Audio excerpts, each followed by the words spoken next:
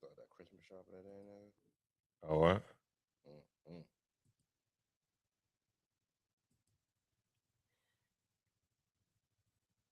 All I keep hearing in the mall is like, yo, don't go in the mall. They gonna rob you in there. Or Everybody, I supposed to thought now. I said, I'm like, yo, don't wear your watch in there.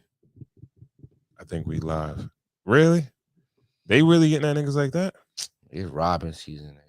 Be careful when you in the mall. Got all them bags on you. Mm. Niggas just snatching your shit and running. Wow. Robbing They season. ain't just robbing the stores. They Nah, all nah, right. they don't. I'm okay with them robbing stores, Okay. but don't rob the people. Nah, they robbing the man. Nah, they robbing the pedestrians too. Yeah. You know what's crazy? Take rings off. Can you see if check the Instagram? Okay. Yo, some of my peoples, they get stamps, EBT and shit like that. They got robbed for their shit. Say what? Excuse me? Yeah. No, we not live. No, we're not live. Mm-mm. Well, they got robbed for food stamps. Yeah. How you get robbed for food stamps? Cause you got a card. It's a card. So they Just took the card. took the shit off. Yeah. Yep. Crazy. Man, Niggas don't got cold no world. shame. No Well, I shame. mean, a lot of them people be selling they stuff, right? So it's like Yeah, they do, but selling they stuff, right? So it's like shoplifting.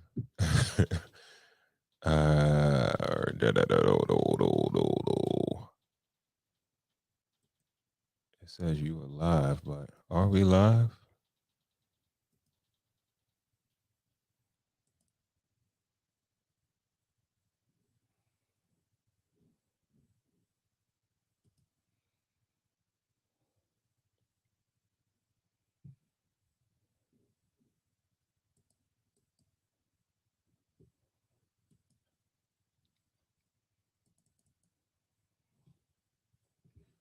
Tyrone tapping in. Shout out Tyrone. What up, Ty? What up, Ty? Yeah, everything good on our side. About to go live now.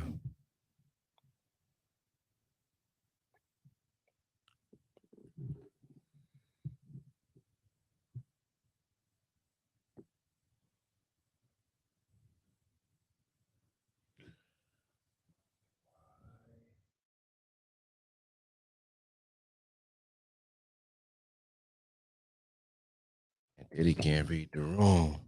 He just posted 4 hours ago. Kim Porter. Happy birthday to Kim Porter. Read the room, big dog.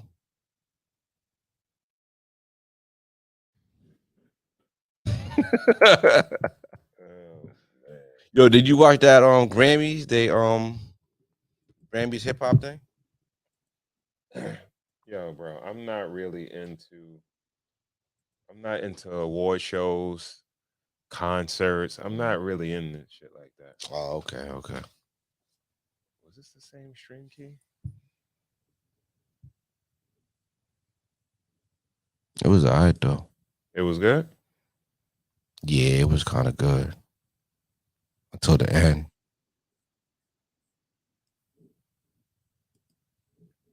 All right. Let me send the link out. All right. Nah, it was kind of alright though. It says that we already live. What on the gram? All right, come on, let's Yeah, get yeah. it Hold started. on. I don't know. I want to see. I want to make sure we are live though, but It's not, but it's not right. I'm not. All right. I know I'm not bugging. Bear with us, yo. Whoever in here. About to start in a minute. Yeah. Happy holidays.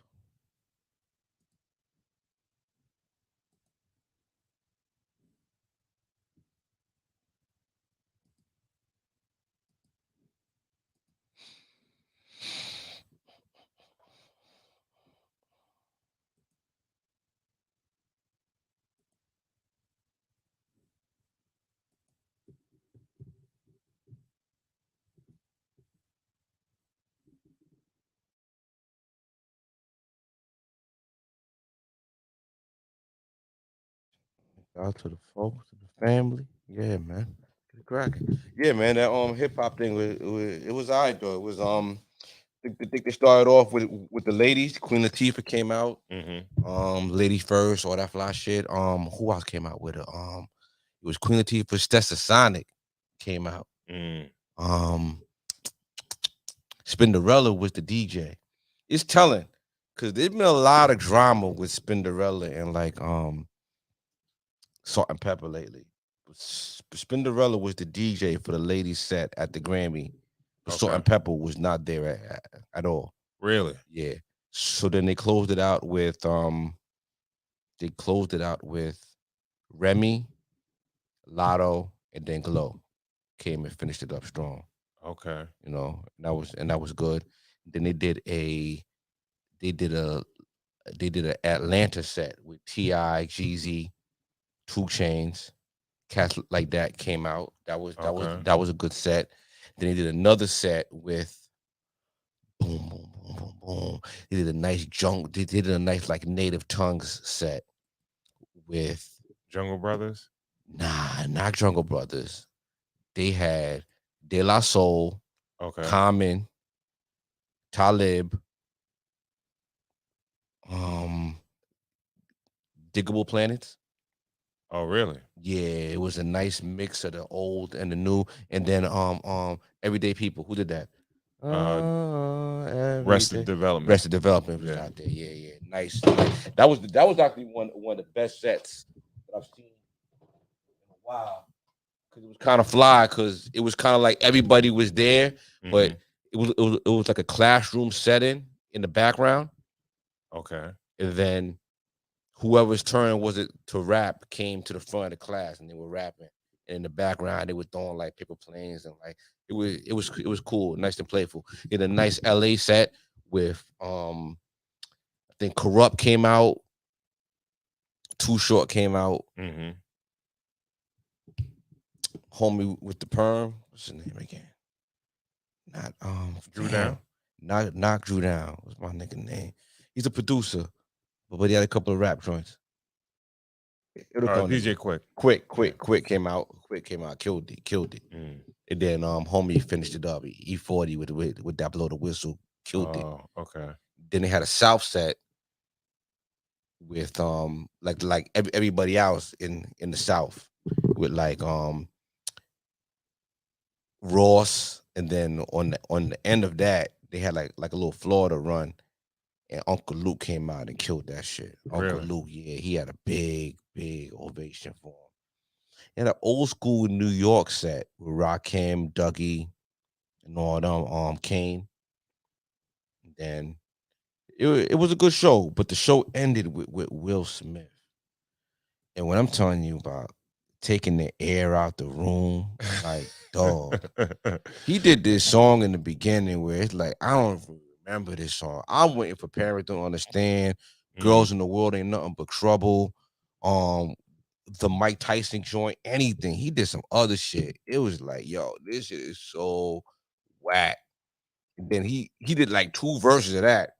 Then he goes to Welcome to Miami. It's like, yo, why?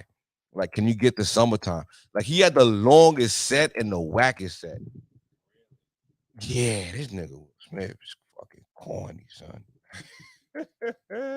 I hope they don't make it to the show, but yo, I think I saw a clip. the show ain't even start yet. This He is had his like, hat cocked to the side type of shit. yeah, dog. It was Yeah. terrible, dog. Mm-mm-mm. Yeah,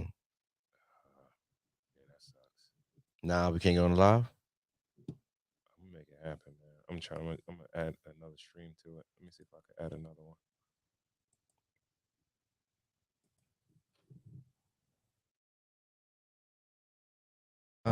You talking Yeah. shit. That's what it is, man. Yo, did the Jets win this week? Yeah, hell yeah. Y'all niggas winning for nothing. Uh, I feel like the Giants. We winning for nothing, man. We got this DeVito kid winning for nothing.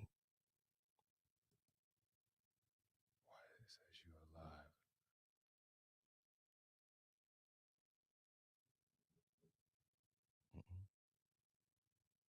Bear with us, y'all. We just trying to get it on our IG Oh, too. okay. There we go. Give it a second. Yep.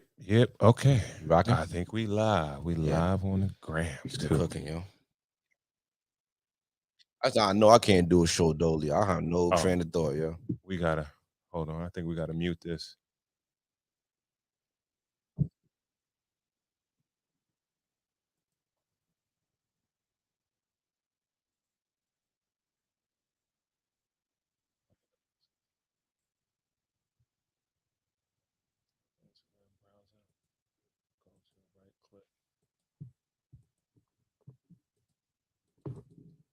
Yeah, just hold tight. Who in the building?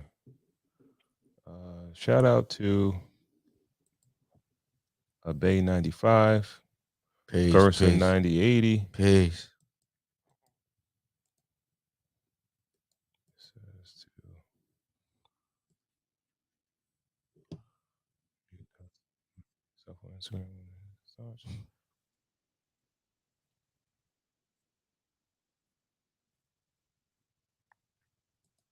Okay.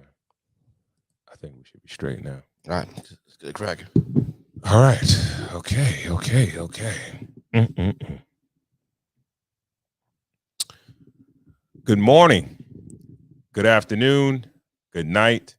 Welcome to another episode of Cigars and Whiskey, the podcast that discusses love, relationships, sex, and dating from a male's perspective. I'm your guy, Ron Cole, and I'm joined by my guy, White Star GB. With Shake. Big shout out to everyone tuned in on YouTube, on Facebook, and also on Instagram. Please remember to share so we can get more people to tap into the conversation. We have a great show for you guys tonight. Tonight, we are drinking, how do you pronounce this, GB? I'm going to go with Clada. Clada imported Irish whiskey. Yeah, man. All right. That was a gift from friends of the family, friends of the smoking section, Mac and Mel. Thank you. Thank you. We appreciate it. We appreciate it. All right. And tonight's topic is going to be, why is divorce normalized? All right. Especially nowadays. Yeah. White Star GB. What up, dog? How was your week, man? My week was good, dog. My week was good. What happened this week? It's a regular week. Getting ready for the holidays. Started my Christmas shopping. Oh, you did? Yeah, got in the mall today. Got some work done. Friday after I left the show, you know, I'd be up all night. So went home, turned on the TV. I went on Showtime, and there was a Thriller 40 documentary. I keep hearing the promo for it, and I heard a couple of voices, but I hear it on the radio. I haven't seen it. Yeah, I watched it. How is it? It was okay. It's a little lackluster for what I was expecting. Thriller at 40, like Thriller is maybe the best album ever made. It's the top selling album ever made. You know, I was a little disappointed by who he decided to interview in it. He interviewed Mary J. Blige. He had Usher, Misty Copeland. He had John Landis, but I kind of wanted people that were kind of more, you know, around him at the time. He had Brooke Shields as well too, and she was rumored to date Michael Jackson around that time. Okay, I kind of wanted more people that was closer to the project. Jimmy Jam and Terry Lewis were on there. I feel like they gave a lot of insight. But is the white guy still alive? Who's that? Oh, the songwriter, Rod Templeton. Yeah, the one that wrote he wrote a few joints. Human Nature. Yeah, he wrote Human Nature. Right. Yeah. He's still around. Yeah. Why they had him on it? No. He wasn't on there. No. I didn't know he wrote so many dope records. Was an animal. He was an animal. Yo, bro. Yeah. That nigga pen game is crazy. Right. Yeah. But what things I like to watch docs to kind of learn things that, you know, learning is absorbing information that you didn't know previously. So I kind of like to learn things. So from this doc, I kind of got, spoiler alert for like a doc, but something that we knew, but we just never, it never dawned on me. Thriller never had a tour. No, never. Thriller. No, he never toured Thriller. He actually ended up going on the Victory tour with his brothers Oh, during that was a Jackson 5 album. during that Thriller run, Mm. because his father kind of really insisted that he goes on tour. That's kind of one of those things that, things you do for your family. Like you really kind of like suck it in and you know take one for the team. You know what I'm saying? Mm-hmm. And then the other thing was that Thriller was actually the fifth single off that album. It wasn't even one of the top singles off that album. Thriller? Yeah. Yo, it's action packed, man, from front to back. Mm-hmm. You know, Yeah. you could have Strong picked, album. yeah, strong, the Yeah. strongest. Yeah, strongest. I actually like, looking at that cover and remembering it is one of the first, it's that cover is one of my earliest memories. It dropped like 83. Yeah. I remember that was the first album that I ever got. I think maybe like 5 or 6 years old. I had my little record player. Yeah. With the little records. And I got that, and I think got the Pointer Sisters too. But Pointer Sisters. Yeah. You asked for that? Like, why'd you get? I just got it. I don't know. But interesting doc. So yeah, I enjoyed it. About to give it a rating. Nelson George did it. It's not as good as the Bad 20 album. I mean, documentary. I would give it about a 7 out of 10. Okay. Yeah, but I'm probably gonna check it out. That was my week, man. How about yours? My week was cool. Same, man. Same. Shout out to my mom. She's still healing up. Nice. Yeah, man. I gotta kind of be on call a lot. You know what I mean? Be available. As you in a should. sense. As you should. I wanted to ask you a question because if anybody that follows us on Instagram, I put out a post during the week, and we got a little bit of traction here or there, like people answering. And the question was, is it ever okay to talk about an ex in a good way, but excluding parenting? There you go. All right. Why do you exclude parenting? Because I think that's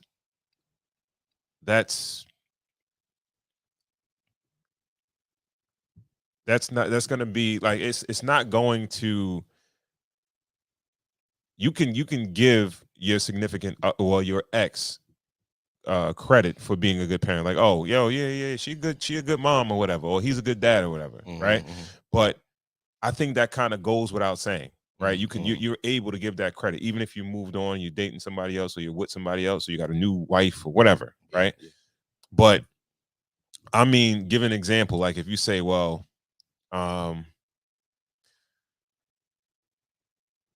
you say, yo, such and such was a great cook. She used to cook this, that, and the third, and it was excellent. Like, she was an excellent cook. Yeah. You know what I mean? It sounds a little spiteful. Does it always have to be spiteful though? It's either spiteful or you on her dick. It's either one or the other. Yeah, it's either one or the other. You can't just be being honest. Nah. Yeah. So because there's no point. Like, what are you doing? I kind of would agree with you, because I feel like even if that's not the case, and like, say for instance, it's being brought up, it may be being brought up based on the conversation you're having with your significant other at the time. Yeah. And it may be like, all right, low key comparing. Yeah. Right? Comparing you, or you're comparing your current woman with your ex. There's other ways to have that conversation rather than compare. Same way with like children. Like in my circumstance, I have a 22-year-old and I have a 10-year-old. I would never in a million years compare my 10-year-old to the 22-year-old in any situation, because I know that it is damaging. Oh, your sister was on the honor roll when she was your age, or anything like that. Like, it just, it's not a great way to motivate somebody. It's actually like a negative way to motivate somebody. If it comes up in passing, if it's someone that really impacted your life and you have great reverence for that person and you're remembering that person and this person, I guess, is part of your life and that situation has ended, you guys are firm, it could come up in passing.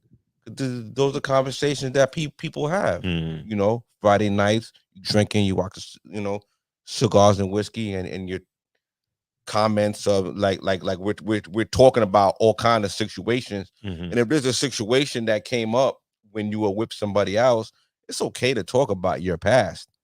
But you know, it's a little weird when you're comparing your new person to your older person. Well, I don't know if it's that black and white, Go ahead. right? It could be you just feeling away or taking it that way, right? Because I Okay. remember um I was dealing with a chick, and she, I'm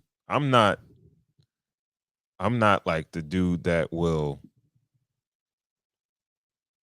just like, all right, if I don't take everything as disrespect, right? I'm Yeah. not quick on the draw. I'm not like, um, what you say? Like, on some everything might be disrespect, because I'm the type of dude that I feel like I get what I put out, right? Right. So I give good energy, I'm gonna get good energy. So um chick is like, you laid back or whatever like that. You don't really, um, you don't really, you're not like aggressive, like, you ain't ready to fight somebody ASAP, just off GP. Mm. I'm like, nah, not really, or whatever like that. Cause everything, I don't think that if somebody was like flat out disrespectful, that'd be something. But I don't take everything as disrespect. So she was like, well, such and such, this other dude, like, he was like, he would be on it or whatever like that. I'm like, well, you know what I mean? Elaborate and on it, like how what? Like, he would, like, if he felt or he thought, Mm. it was like, yo, what you say? Okay. You know what I mean? And Was she expressing that in like a weakness or like she's happier that she's with you kind of vibe? uh I thought It's all about how the way, she's expressing it. well, I took it as if the fact that I wasn't as quick on the draw Mhm. was a negative versus a positive in the moment, Okay. right? And I kind of felt like, low key, all right, you comparing me to another dude, right? And I was like, I didn't dig that. Yeah. You understand what I'm saying? So nasty. But what happens is that, you might have a conversation, or somebody might bring up somebody they dated or somebody they dealt with in the past, and it is what it is. Yeah. Yeah. I think that's people who don't really. That's a young person's kind of thing. Mm-hmm. If it's innocent, Mm-hmm. they don't really understand the nature of people. People don't like to be compared too much. Yeah. And I think, it yeah. comes across a little cringy when you're kind of like, and it As you comes get older, across though, like, I think no, it's as you more. get It might be older, more calculated. absolutely, it comes a little calculated, and they wouldn't like it full circle because you could come to her and be like, yo, I saw your ex boyfriend Gary in the mall. His new girl got a fat ass. And you're gonna be like, what's that supposed to mean? I don't know. I'm just saying. Mm-hmm. You know what I mean? Like it go both ways, you know what I mean? So it's like, like you take it how you want it, But yeah, I feel like you should tread lightly. But is there a way? All right, so let's Yeah. extract it a little bit. If you're doing that, right, you kind of want to take the good of a past relationship and kind of bring it to your current relationship. Yeah. Is there a smooth way of doing that, or is that even fair? Should you take I your was about to person? say, I'm like, Should you yo, take your person as they are, that, or that's can you kind of like take aspects of things that you liked in the past situation I and think that's bring it kind of nasty. full circle? Okay, I yeah. think it's kind of nasty, because it's like, all right, yo, it might be certain things that you like, and generally speaking, with the people you choose, Mm. but I'm not that person. You know what I mean? So don't try to make me like, all right, I'm trying to take all the good from my failed relationships and create the perfect person or something. Like, All right. all right, that person had these good qualities and these bad qualities. All right, Yeah. the next person I get, I want to keep those good qualities that last person had, but drop those. Right. Subconsciously, in relationships and dating, we may try to do that. Right. Like we might not even realize that we're doing that. Yeah. Like, all right, this dude, like this chick, yo, she was Let great. Let me give one. Yeah, go ahead. What if she cheated on you every weekend, but she gave you head every morning?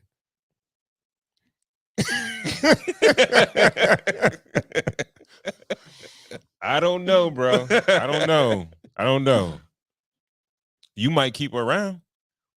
No, but how do you translate that into the next joint? Like into your next, well, like you gotta kind of learn your new situation a little bit. Like, yo, see, wait, yo, I'm kind of used to exactly. You know what I mean? And that's jump like, yo, and that's low key comparing. Like, yo, that's something you're gonna bring up because it's something you want, right? Yeah. Right? You bring it up because you probably want it. Like, yo, such and such used to do, she used to every morning. I used to wake up to it. Yeah. You know what I mean? Like, and it's up to the chick. Like, yeah, I'll do it, or I ain't doing that shit. Go back to her. You know what I mean?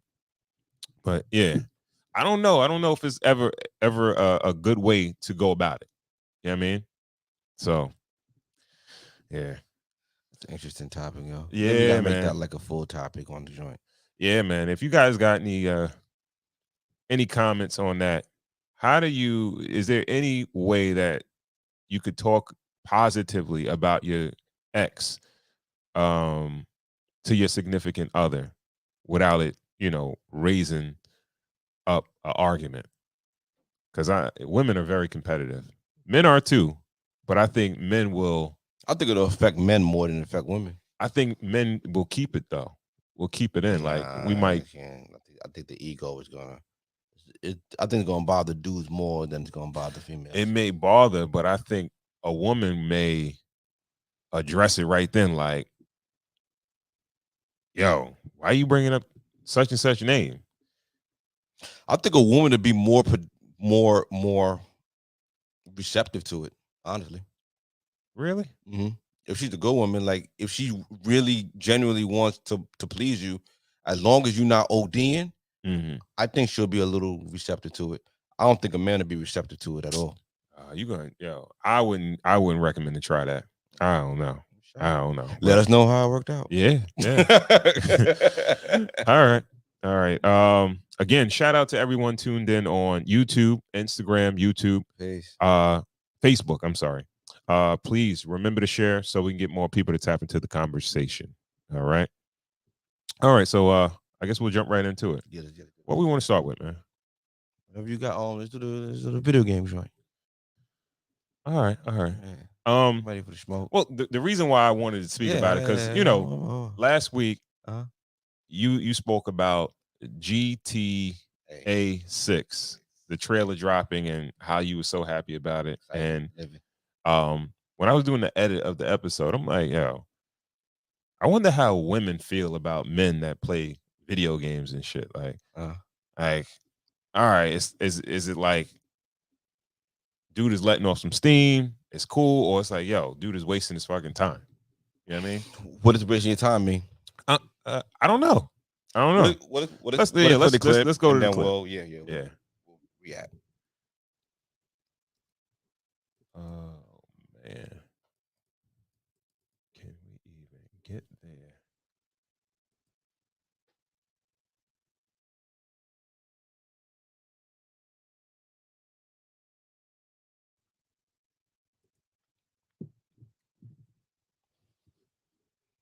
All right.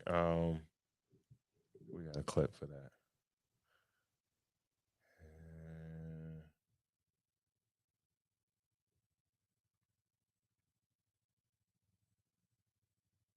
All right, bear with us, man. Bear with us. Right there.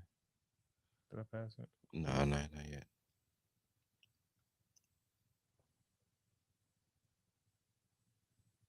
I think we did.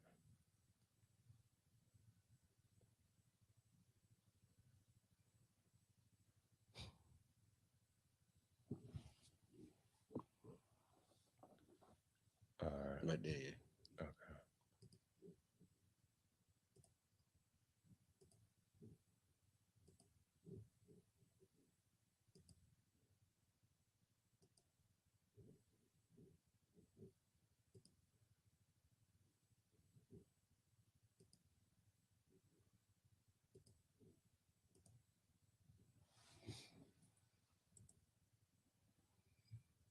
Before my boyfriend wakes up, I always make sure his game and headset is ready for his convenience. I guide him to his chair and get ready for his big day.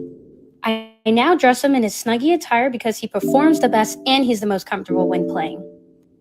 I make sure his head doesn't get cold because, Then I get his snacks ready so he can eat while he's playing. I feed him by hand so he never has to let go of the controller. As a good girlfriend, I sit here and watch him for hours and hours. This doesn't bother me at all. When he wins a match, I always make sure to do a victory dance to keep his self-esteem high. At his request, I always make sure I have a celebratory drink for him. Bye! Before my boy... Yeah. That's a beautiful clip. Really? I love that. I can't. Well, I'm assuming it's a bit of sarcasm. She's definitely being facetious in the clip, but I feel like it's the same thing when it's like men. Because I saw a clip this week where this man was like, I know what my wife is thinking before she's even doing it. So she come down the stairs, she's like, hey, we should go out. And then he's ready dressed with the baby already in the carriage. Everything's ready dressed. Mm-hmm. And she was like, it would be great if I had a coffee. And he had her Starbucks ready. And she was like, yo, let's go to Target. And they're like pulling up to Target.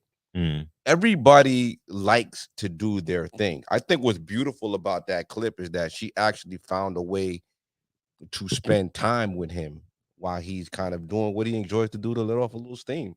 Everybody got their thing, you know what I mean? Yeah. So like some, guys like to go to the gym, tan laundry. Like guys are simple. Like, you know what I mean? Mm. We like to either we going to the gym or we're at work or we're playing video games or we're podcasting or we're doing something. You know what I'm saying? Mm-hmm. Like, so it's like a lot of things bring men out of the house, but there's certain things there's certain hobbies that keep men in the house.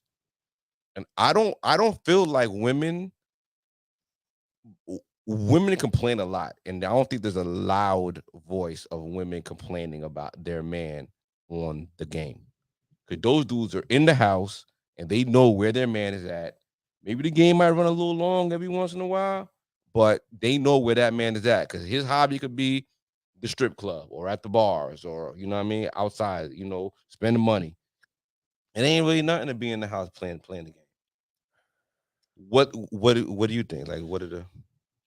I don't. You deem that's a little childish? A bit. Okay. A bit. Yeah. Be honest. A bit. Yeah. It's kids. It's a kids thing, right? I'm not gonna say it's a kids thing because So now it's kind of considered like a sport. You got guys that are making money, right? So yeah. When it becomes monetized, it's like, all right, you doing this shit and you doing this shit for hours, right? And then people be like, yo, you ain't making no money off this shit, okay. Right? Now that's probably parents and people were saying that shit years ago when it wasn't monetized, but now you could actually make money off this shit. Okay, but what if you're just not making money off it? What's the difference of like all right, you would probably say if a nigga's going mad hard like in a semi-pro football league or a basketball league, like, yo, what the fuck you doing? You wasting your time doing this shit. You ain't making no money. Like, you ain't in the pros. No, but he's keeping the shape and he has a hobby and he's doing what he loves to do. You would say that? Yeah, of course. I can hear you saying some... No, listen. Like, I'm all for people doing I'm all for the individual. I was born in this world alone. I've accrued friends, family, along the way, but I'm still me. Like, I've been me. Like, I still like the things that I've liked along the way. So anything that I am completely and wholly for things that nurture the individual, things that keep you grounded and keep you good, keep your mental health good, keep you interacting with other people, because it can't all be family and work. You know what I'm saying? You need a little time in moderation. If you not working and you on the game all day, then it's a little bit of a problem. Is it not like that though?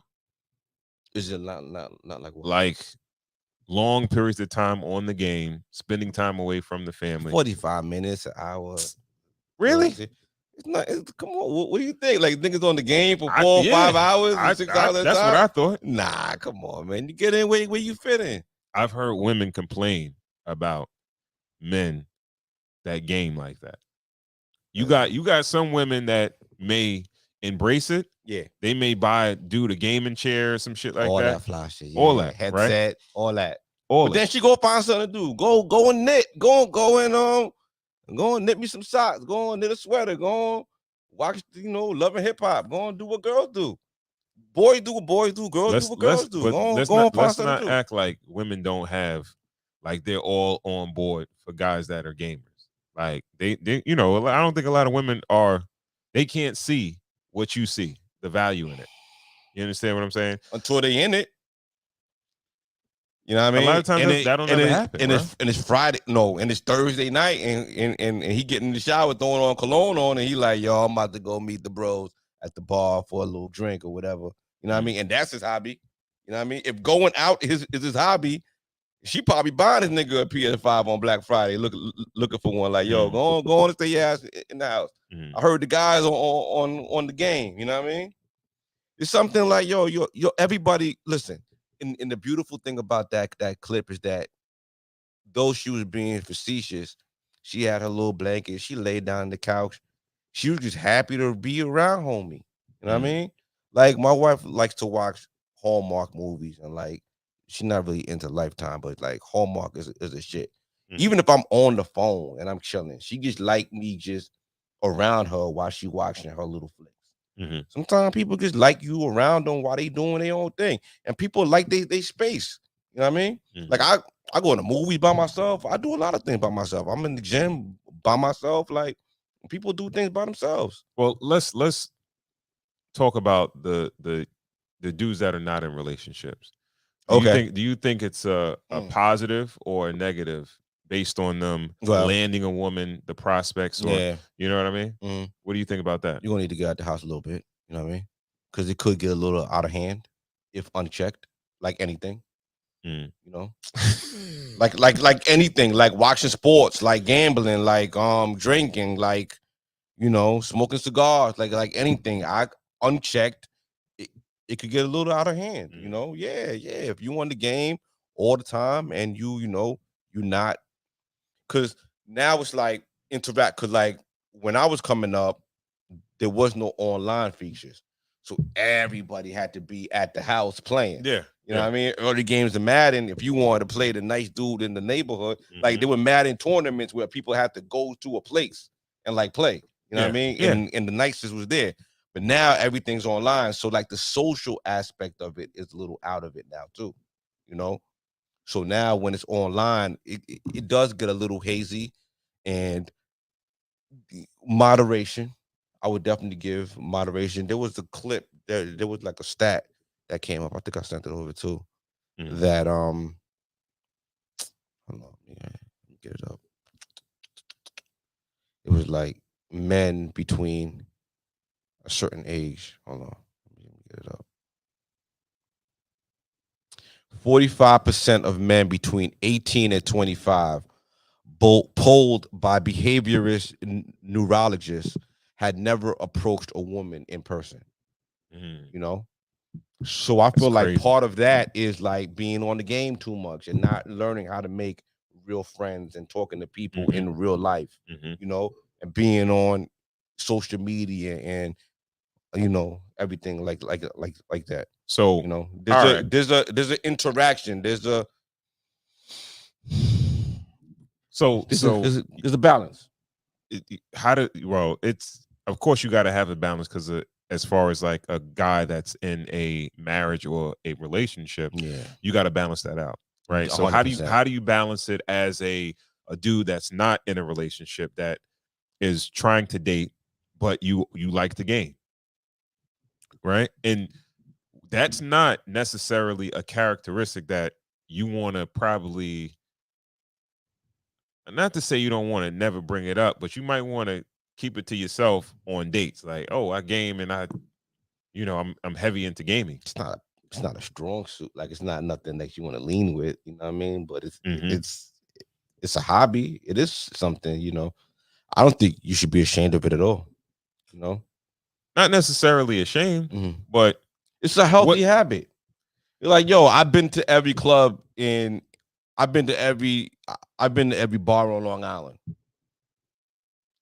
Like there's other things that you can do, like to like yo, I like to go out 4 or 5 nights a week. You know what I mean? Mm-hmm. Like there's other things that could be more detrimental, but you look. There's a stigma of being a bit of a nerd, a bit of being childish. Mm-hmm. You know, Yeah. But if you're like, yo, all right, I watch every NBA game every night, or like I bet on every NBA game, or I think there's a difference though. go ahead, There's a difference as far as the perception come on, man, of come a on, guy that's heavy yeah. into games. Come on. I think a lot of times they're perceived to be nerdy, Okay, right? Mhm. And be somewhat antisocial. yeah, You know what I mean? Mhm. And you're speaking from a perspective of a man that's in a relationship that has to create the balance because you have other people, you have somebody to check that balance, right? But I could see how somebody that's single that doesn't have someone could let that get out of hand because it's like, all right, I don't have anybody to occupy my time. So you know what I occupy my time with? More gaming, more of this, more of that. Would you ever tell like a dude that is not in a relationship that wants to find somebody or wants to date, like, yo, all right, lay off the games like for a little while? 100%. You would tell him like cold If turkey, someone like, yo, needs to get off, if someone needs to get out the house and interact with women, 100%, you need to get off the game. You ain't gonna find no chicks there. You need to get out the house. I'm not saying necessarily get into a nightclub or stuff like that, but you need to go out and you need to see women, interact with women, have just be in that be in that atmosphere of single people. okay. Yeah, 100%. Ladies, I want to know what you guys feel about men that game. I feel like it's a plus. I feel like I'm gonna go with 90% of women who are in relationships with men who are on the game are perfectly fine with it. Once in a while, he might take a little long to come and watch that movie with you. But you know where homeboy at. Mm-hmm. You know what I mean? Especially if you've been in relationships with people who are like itchy and they can't stay out the house, and you know what I mean, they get bored easily. Yeah. You know he in the other room or he in the basement or whoever. You know what I mean? And he get into it. I believe that's perfect for those type of guys. Go on, bring homeboy a play. But I'm talking, like as far as the dudes that are in the dating market, I think those are the ones that are going to find difficulty. You 100% gotta chill out a little bit and find some moderation. Find yourself a suitable companion, and then get back into the game. Well, let's talk a little bit about that stat you just raised up. Right. It said, yeah, one more time.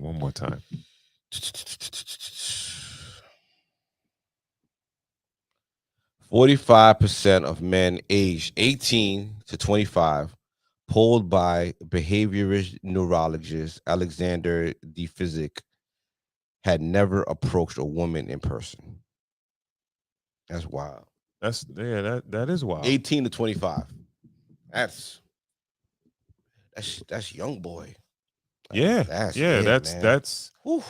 You're outside, nigga. College. You're in college, young man, out of college. Yeah, that's crazy. That's wild. That's crazy to me because I think that what you doing when you see a pretty girl around you, would you just let her just go? Like, all right, let's just say like, yo, 18 is a senior in high school. Is a senior high school. That's the college freshman. College freshman. Yeah. Yo, you a college freshman. You in class with a girl that's cute next to her, right?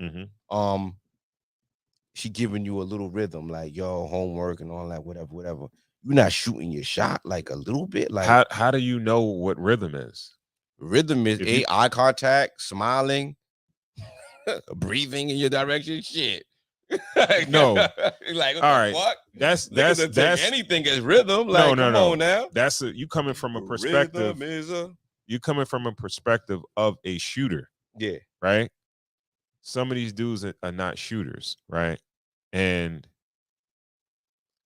they don't know choosing signals. They don't know that. They like, yo, she was looking at me weird. I don't know what was going on or whatever. You know what I mean? But that was like and we don't got the beat button. This is weird. Like that's weird nigga shit. Like if you a regular nigga, like if you a regular dude, Mhm. you know what rhythm is. Like you know, like what you know I don't know if it's things. If you were about on a basketball team, you know if you're better than another player.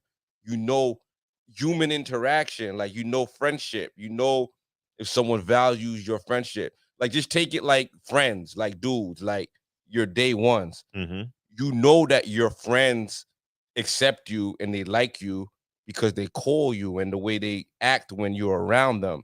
So why can't you just kind of like weirdly translate that into women? I think we're If they like you to be around and they're not like ill when you're around, then it's kind of like, you know, let me shoot my shot. Or even if they're not, have a little empathy and maybe think maybe they're shy.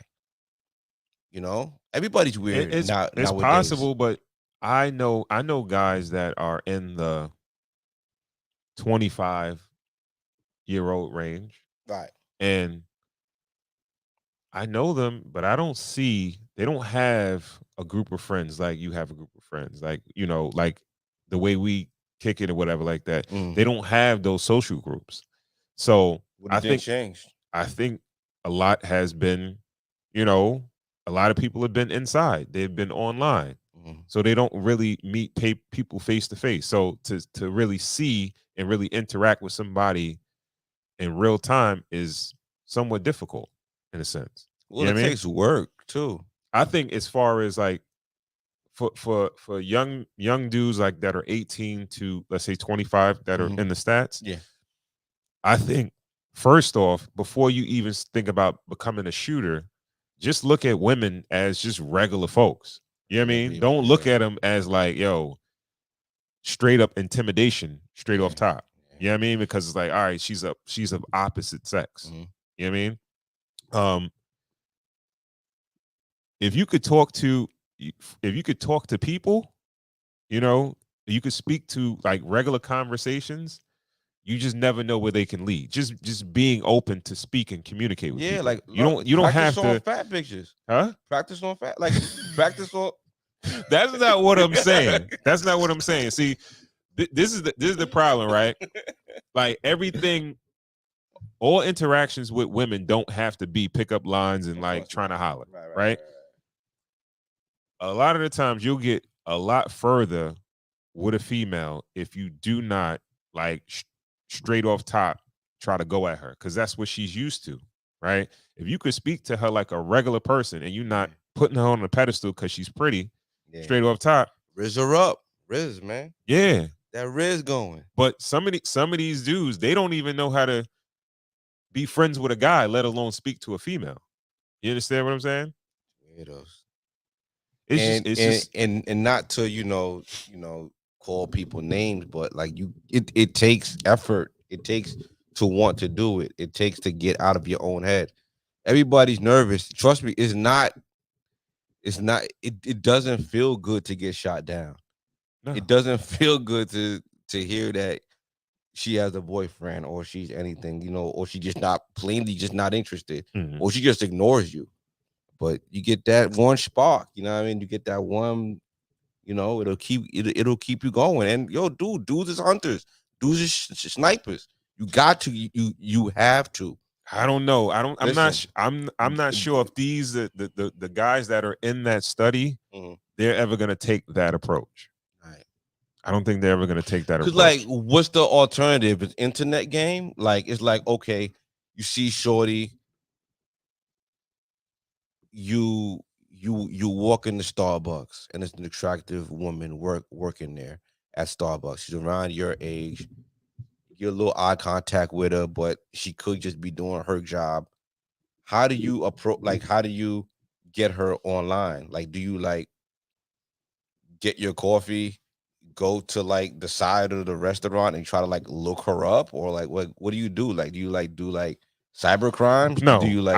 I would never advise someone to see somebody in person and then Mhm. try to get her online. Like you gotta, if you really feel like, all right, she's attractive, I really like her. I would probably take your approach. Like, all right, yo, fuck it, just give it a shot. But even if you want to take the slow roll approach, yo, be a sniper or be an assassin. Get mad close, like on some, we cool, right? And try to get to know her on just a regular level, Right. and then work the other situation into. Read the room. You could be getting mad rhythm perceived, and everything is going smooth. But if there's like 6 people behind you and she's the only one on the register and she's a little stressed out, maybe now might not be the best time to like. Maybe you might have to like leave a little, have a nice day or whatever, and I'll see you soon or whatever, and then you might have to circle back maybe the next day. Yeah. Maybe you in town, maybe you're in that area for coffee again. Yeah, what I mean, shit, that's what I was about to say. When it's a little slower, if you know, if you know her the room Instagram, a little bit too. It's better to know where she works versus you know where she gonna be. No, but how that's gonna look like? All right, so let's play that game. If you're gonna look for Instagram, you're gonna like hashtag Starbucks. Like, what are you gonna do? And hope that she posted something. I don't hashtag. Like, what do niggas be doing? I do not recommend if you see somebody in person, and then you go to their Instagram. That's weird. The location. They be doing the location. They be like, all right, I'm at Starbucks on 14th Street. So they be like, all right, let me just pin this location and see who posted from this location. And maybe she posted from the job, but then you can send her a little kite. Like, it's weird. It's weird. Like, yo, think about it. Think about it. Saying weird. I don't want to shame. Yeah. Partner. All I'm saying is that if a woman sees you, right, she knows you're a customer, right? Let's say she remembers your face, right, and she knows you were right there at the register, and then all of a sudden you didn't say shit to her, and it's like, oh, you want to follow her, or you're sending her a message on Instagram or whatever. Right? It's like, yo, damn, I just saw this dude. And he acted like he was mad quiet. He was mute. He was like, he just seemed, and then now. Or maybe she gets 6 of those a day. Possibly. Yeah, depending. Yeah. Old niggas, married niggas, all types of niggas, like, hey. Yeah. You. To those dudes, we're speaking to a select few of dudes. 18 to 25. 18 to 25. Shoot your shot. Even if you're not at that point of shooting your shot, just try to just open the lines of communication. Even 100%. If it's regular small talk. You don't gotta have the illest pickup lines and be the illest, smoothest dude or whatever. If you could just carry a conversation, you'd be surprised on how far that'll get you. Yeah. Read the room, carry a conversation, smile, keep everything nice and open. And you'll do well. But just be receptive to having that little in practice. Honestly, like practice makes perfect. Speak to people. Like we joked about, speaking to people that you're not attracted to. But I feel like that's the easiest thing. I think like that's so wrong, bro. Hey, listen. People spar against people they're not as good at. Like, yo, Floyd Mayweather spar against people that, you know what I mean? They call that sparring, yo. Don't speak to shorty that, wish she had your number, man. It's easy work, man. Oh, man. Imagine the chick that realized she was a sparring partner. Like, that's it. She was like, yo, I was just practice. Her game. I was just practice. Highlight of her day. Practice speaking to people.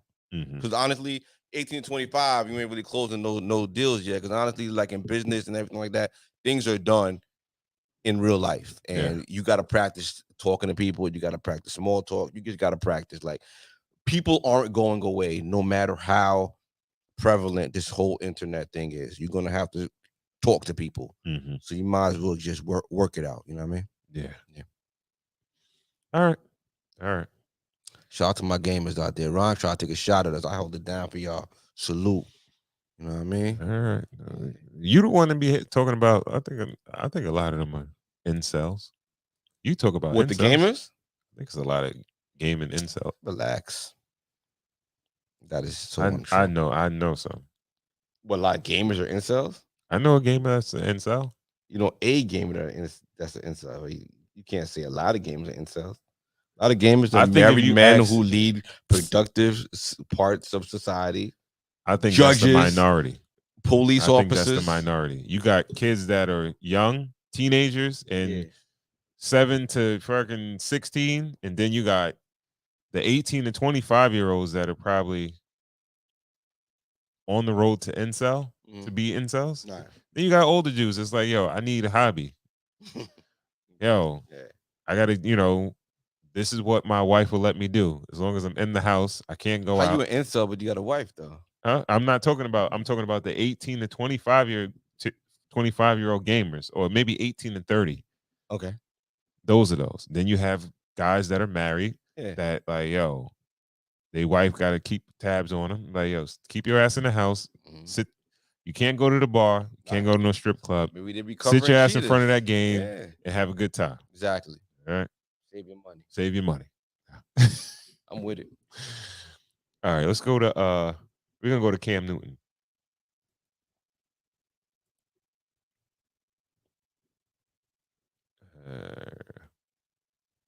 Cam Newton, did she have the baby as of yet? I can't call it. This is baby mother Jazzy. What's her name? Jazzy. Okay.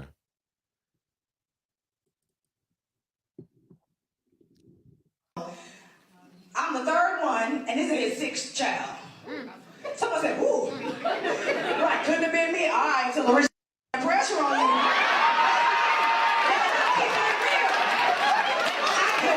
I could never be with nobody. Okay. Until 100 million start putting the pressure on you. Yeah. Third baby mother, sixth child. Okay. Thoughts?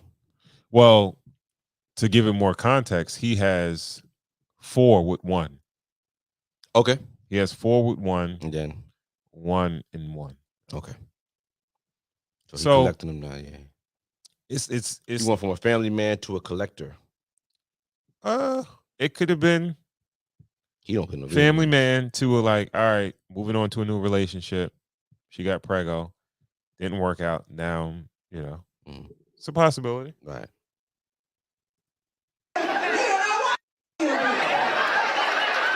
Talking about what she'll never be. I never had.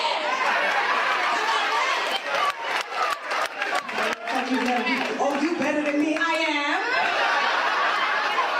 What the hell? And it's so funny because he was clapping back at a couple of people.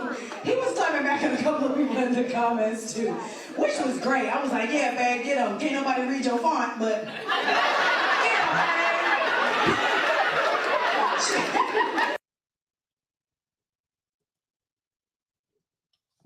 Well, she's coming across from a place of superiority because this nigga decided to skeet in her. Why you say that? Well, she was like, when the woman was like, I would never, then she was like, you can't. Almost like you couldn't be in my position. Like she was saying that women would try to shame her and be like, I would never be in your situation. And she's coming across like, you can't be in my situation because I am chosen to be in this situation.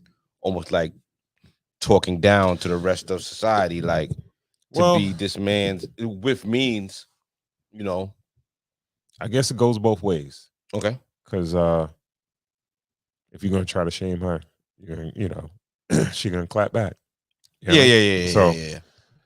Well, let's zoom out a little bit. Let's look at it from a grander point of view. We speak about presence over presence. Presence being present in the person's life, and presence over gifts and money. Would the father with means be a better father? That a father with money that's not really around too often be a better father than a father that's not around a lot? Definitely not. What? I jacked that up. Would a father with money and not around a lot be a better father than a father who's around a lot without the money? There we go. That's well, yeah. That's what I thought you were saying. Yeah. I jacked it up. Yeah, I feel like even if a dude is broke, Yeah. him spending time with his kids is more valuable than him giving monetarily to the child. Okay. A lot of the times there's I guess it depends on the level. Depends on the level, but either way, I think when when you look back at your life, a lot of the experiences that you'll remember uh probably won't have much to do with the money per se.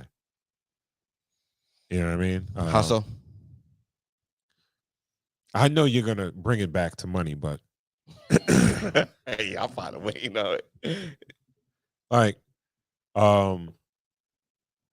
when you're on your deathbed, Okay. you'll probably remember the times that you spent with your friends and your family, not necessarily like, all right, yeah, we spent X, Y, and Z, or we had this particular this or that. Mm. You know what I mean? It's gonna be like, all right, certain moments and certain times where you might have had a great time with a group of people. You guys could have been broke as hell. You know what I mean? But those moments they normally trump over, like if you could say like, yeah, when I copped that car or when I bought that watch or when you know what I mean? But that's what the homies is talking about. Who? When you around everybody else, like you remember I had that shit, like you remember, like, you know what I mean? Listen, But that's not there was a balance. I agree with you on that. Mhm. I agree with you. Yeah, but I don't think that, especially as a group, as a overall, right? You might feel like if somebody says, "Oh, I remember when you copped that or when you bought that or whatever." Mm. All right, whatever. It's a fun conversation. That's just somebody giving you a little pat on the back. But Mhm, let's just say when you with White Star, mhm. y'all not gonna talk about when you got your watch or when you bought that car. This person bought that car. Y'all probably gonna talk about times y'all was Shit. together. If I'm dictating the conversation, we are. No, but Yeah. no. Of course. You're Mhm. talking about the good times. You're talking about like times like that. Like even just like recently, like I was talking to my wife today, and we were talking about just like kids and things Mhm. and the difference between. She was kind of like teasing me, like you're a much more easier dad now than when I met you when you were with your older daughter. You were a lot more uptight and everything was like more, you know, straight and on a narrow. And now you could kind of let a lot of things slide. And I just showed her my phone, like, yo, yeah, I do that on purpose. And I showed her my phone, like, I just take candids of my daughter because I understand that time goes by so fast. Mhm. I've been through it already. I've raised a daughter from infant to graduating kindergarten, to graduating grade school, to graduating high school, to graduating college, to having a baby of her own, Mhm. where I'm seeing the babies and I'm appreciating her. You know what I'm saying? So it's like when I have my younger one, it's like I'm just appreciating every moment. Like if she's just doing her homework, I'm just taking a picture Yeah. because I know like these are the moments that I really, really want to cherish and like this is what I want to remember. Yeah. And money kind of can't buy that. And if you look at it from the other way around of the things that they remember and the things that we remember about our parents, it really wasn't about listen, the money was nice, but we didn't really understand money We then, didn't. We didn't. so them cheering us at our basketball games, we didn't know that it cost money to be in that league and to have the t-shirt and for the practices and all Yeah. that. So Yeah. it does take a little bit of money It to does. be comfortable and to have a decent childhood and to enjoy your childhood. It does take some money, but Some I money. feel It like takes money just to be alive, but right. uh certain things I'm not sure how necessary they are. I'm not sure like a kid I think a kid's lifestyle, a fun lifestyle for a kid is cheap. You just have to put in more work. right? It's expensive when you don't have the time, Mm, right? mm. So a lot of parents, they deal with guilt.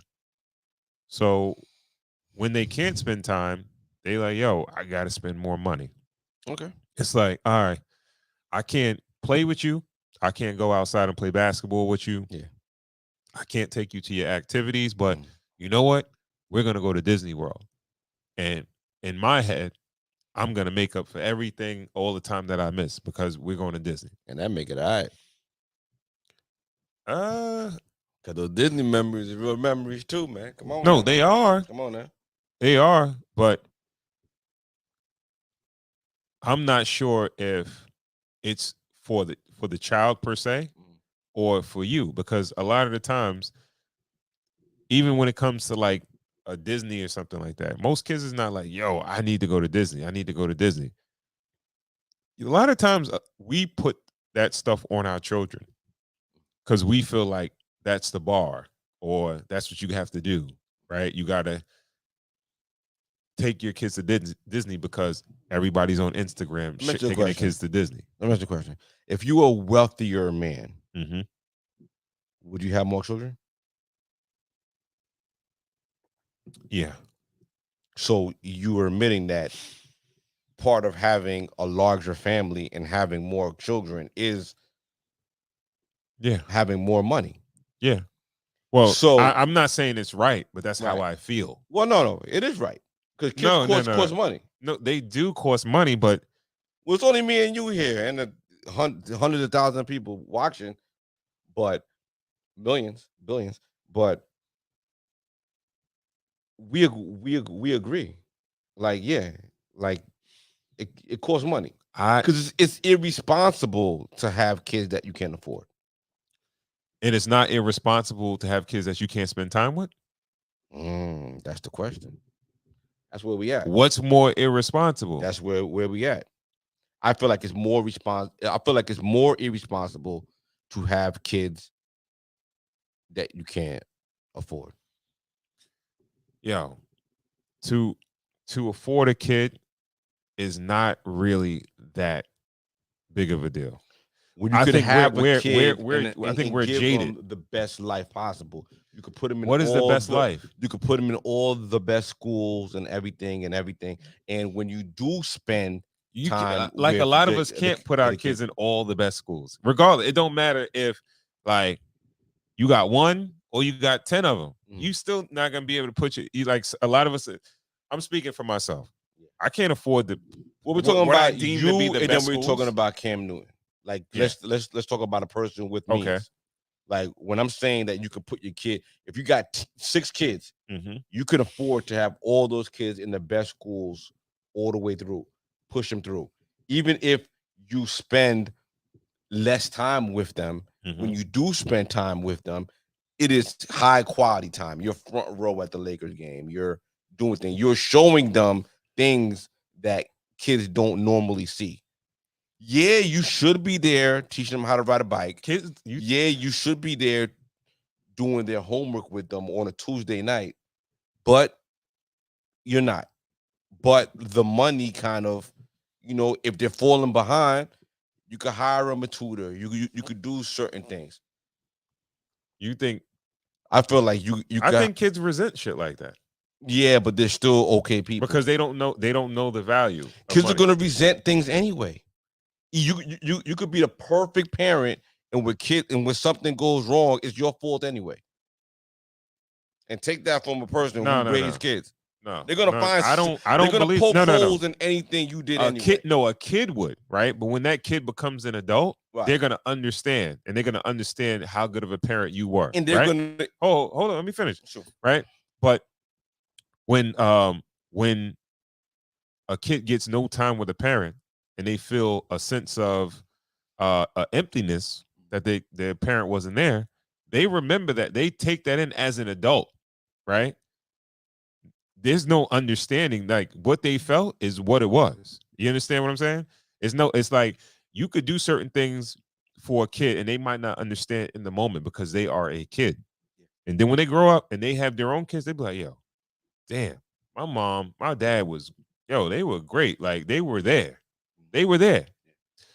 But that other kid, they might have had the nicest clothes or they went to the best schools and all that stuff like that, but their parents never showed up to their activities, whatever they did. Mm-hmm. Those are the people that grow up to resent their parents and their what they did, even though they might have dropped a bag on them. They don't respect that shit. Well, because money is really nothing. I speak about my childhood, and my parents were working class immigrants and came over here. They valued money. Like money was cash rules. You know what I mean? Mm-hmm. But okay, so let's just say like they made all my school shows, but like sports, mm-hmm. I don't think my parents ever see me play. Like they probably see me like this nigga short. He ain't never make it to the league. This nigga the shot system. You know what I mean? My mom be taking me to swim practice and all that, but it was like I understood. Like I got to play every sport. I got to play little league baseball. I was on the swim team, roller hockey, but basketball. Like I played everything. You know what I mean? Mm-hmm. The guitar, like anything I wanted to. Ski trips. Anything I wanted to do, I got to do. And those things, honestly, as an adult, I appreciate it. You know, as a kid, I appreciated it. You know what I mean? Like you appreciate it as a kid? Hell yeah. Or do you understand it now as an adult? In the moment, you was like, yo, damn. Yes, I asked to do something that I thought I might want to do. Like I thought I was gonna be Eddie Van Halen when I wanted to take guitar lessons. Like I saw the videos, I saw, you know what I mean? I wanted to play the guitar. They were like, all right, let's go buy a guitar and let's take the lessons. You know what I mean? Mm-hmm. And I got to do it. I broke. It's a funny story. Y'all met Skrilla, my younger brother. Wrestling was like big in our lives. The honky tonk man, right?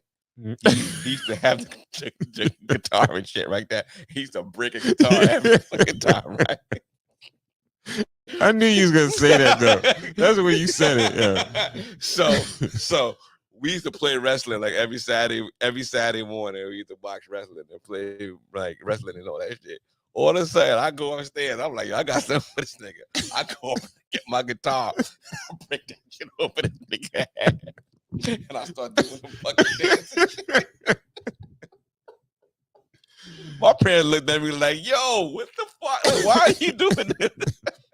He started crying and everything like that. But that's a beautiful thing. But like, but it knew what, like I got to do it. You know what I mean? Like, anything I want.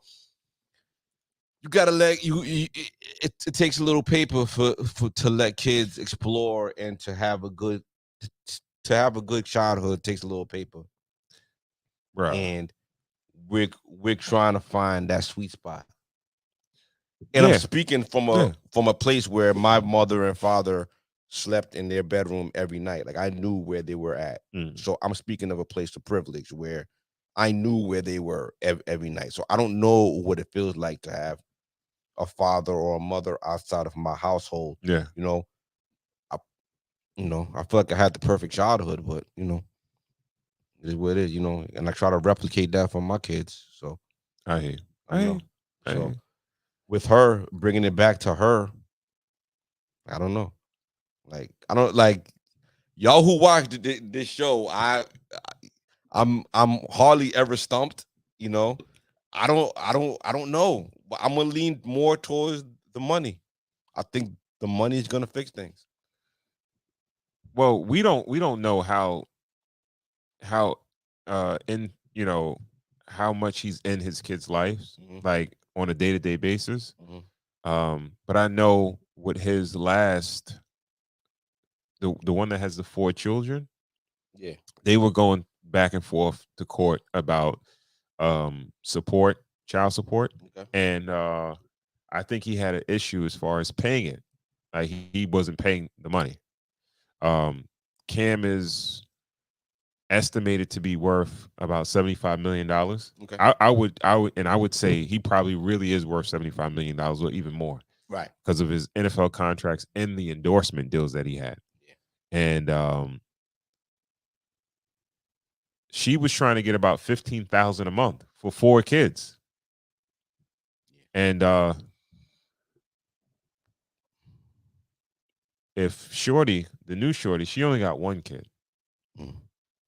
15 over 4, that's like a few thousand. $3,500 per kid or something like that per month. Yeah. Let's say you do get 35 or 4,000. That's like $48,000 a year. A month. 48,000 for the year. If you get 4,000 in child support, So that's gonna pay your rent on your mortgage. probably, That's probably. yeah. But that's So now you not got child care and food and everything else, and hopefully, I mean, she's maybe to be a maybe comedian he might fit that bill though. Maybe he might take on some of the extras, on like top of child support. possibly he doesn't have to. But they're are they still together? I can't call it. Yeah, they may still be together, but I don't know, man. I was one of the questions that I did have is like, what is it worth being the baby moms of a millionaire or a multi-millionaire? Is it worth it? Well, for we're these looking women? at it. You're looking at anywhere between $4,000 to $5,000 to about what did De Niro's baby mother get? Like he just had a baby, right? Who? Robert De Niro. I'm not even sure. I'm not even sure. I'll look it up. But based on the amount of money that his other baby mother is getting, we talking about like between $3,000 and $4,000 per child. Yeah. Yeah, I mean, I would assume that if he was active in the NFL and he had a contract right now, they might get more, but I don't know. I'm not sure if it's paying because she made a comment as far as like having a baby by a dude, but I'm having a baby by a rich dude.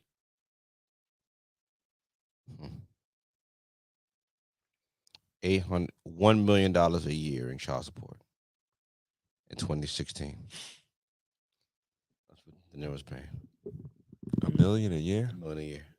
So I guess it depends, man. I know his money is probably way longer than yeah, than Cam Newton. Yeah.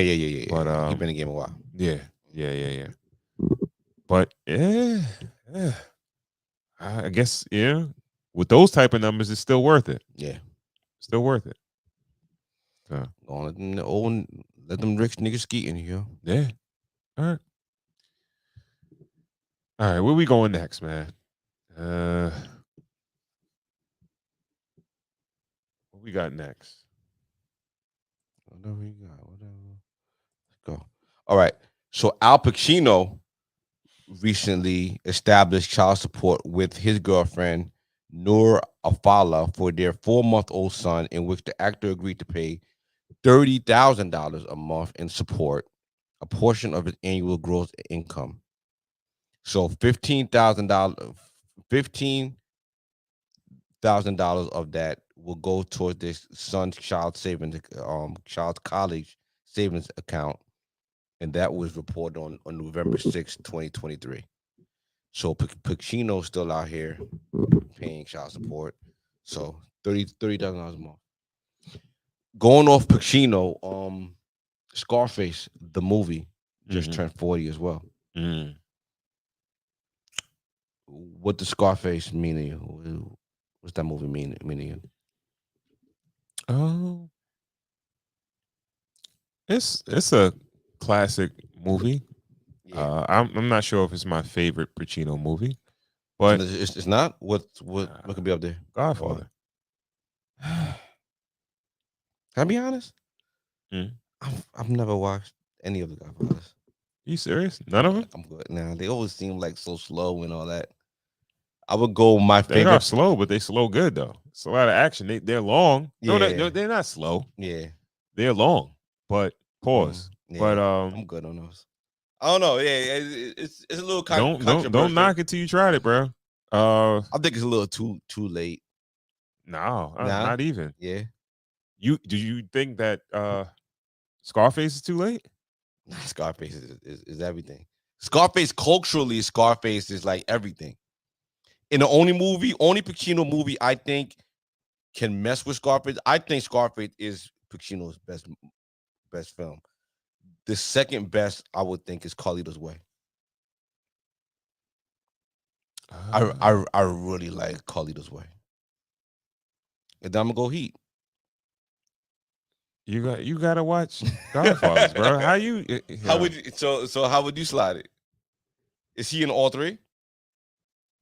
Yeah, he's in all three. Okay. He's in all three. All right, okay. All three of them. So like you slot his best joints. His best joints. Yeah. I probably would put. All right, so I would give. It's possibly, but I for some reason I do like the Godfathers more than I like All three? Which is the best out of all the Godfathers? 1 and 2. Okay. 3 is Mid? yeah, very. Okay. But 1, he's the star, but there are other stars there. Right. 2, he is the star of the movie. Copy. You know what I mean? Okay. Marlon Brando's probably the star. You got to, James, what's his name? Who plays Sonny? James Conner or James, whatever. In the first one. All right. But yeah, I would probably put, it's got to be Godfather, maybe 2, then 1. Then So both the Godfathers are better than Scarface and Carlito's Way? You think about Carlito's Way. He's an Italian trying to play whatchamacallit. But it's a Cuban. He's an Italian trying to play a Cuban in Yeah. It's cool. I think he did a better job playing a Cuban than he playing a Puerto Rican. He was playing Puerto Rican? In Carlito's Way, yeah, he was Puerto Rican. That was Puerto Rican? Yeah. What? What kind of Puerto Rican? What kind of Puerto Yo, bro. Yo, Carlito. Yeah, that was a little Puerto Rican. Yo. You're right. I liked him as a Puerto Rican though. No, he was cool. He did. He's a great actor. Yo, he's a they great let actor. niggas do anything back in the day. But though. Nah, you right though. You were letting him slide. Okay, all right. He's really Italian though. He's Italian. Okay. He played an Italian in The Godfather. Okay. You know what I mean, he didn't have to reach, but he's that good of an actor that he did a great job. Okay. Yeah, he probably did better than any Hispanic person. I'm not saying Carlito's Way, but Scarface. Yeah, it was Scarface. Yeah. Yeah. So Big Cool. Corey cool. What up, my boy? Yeah. Check Yo, live. Yeah. Live and direct, big homie. What up, my boy? What's up, guys? We chilling, man. We here, Hold man. on, man. Glad to see you, man. Yeah, man. We talking about De Niro's. No, Pacino's. Best films. I said I've never seen Godfathers. Any of them. I'm sorry. You know what I mean? I was watching Scarface when it was on 2 tapes. Oh man. You know what I mean? Good times. Like the first tape ended when he was in the tub. Mm. And then you put the second tape in, and then it goes when he got the tigers and everything like that. Yeah, and the wedding. So that's really, I'm gonna go Scarface, Carlito's Way. Damn, 3. I gotta go with the third one. Oh, Heat. I liked Heat. No, he was good. I really liked that movie. Heat. Yeah. I don't think I'm missing anything not watching The Godfather. I'm sorry. Yeah, it's been a long night. I'm gonna have to go to the Google.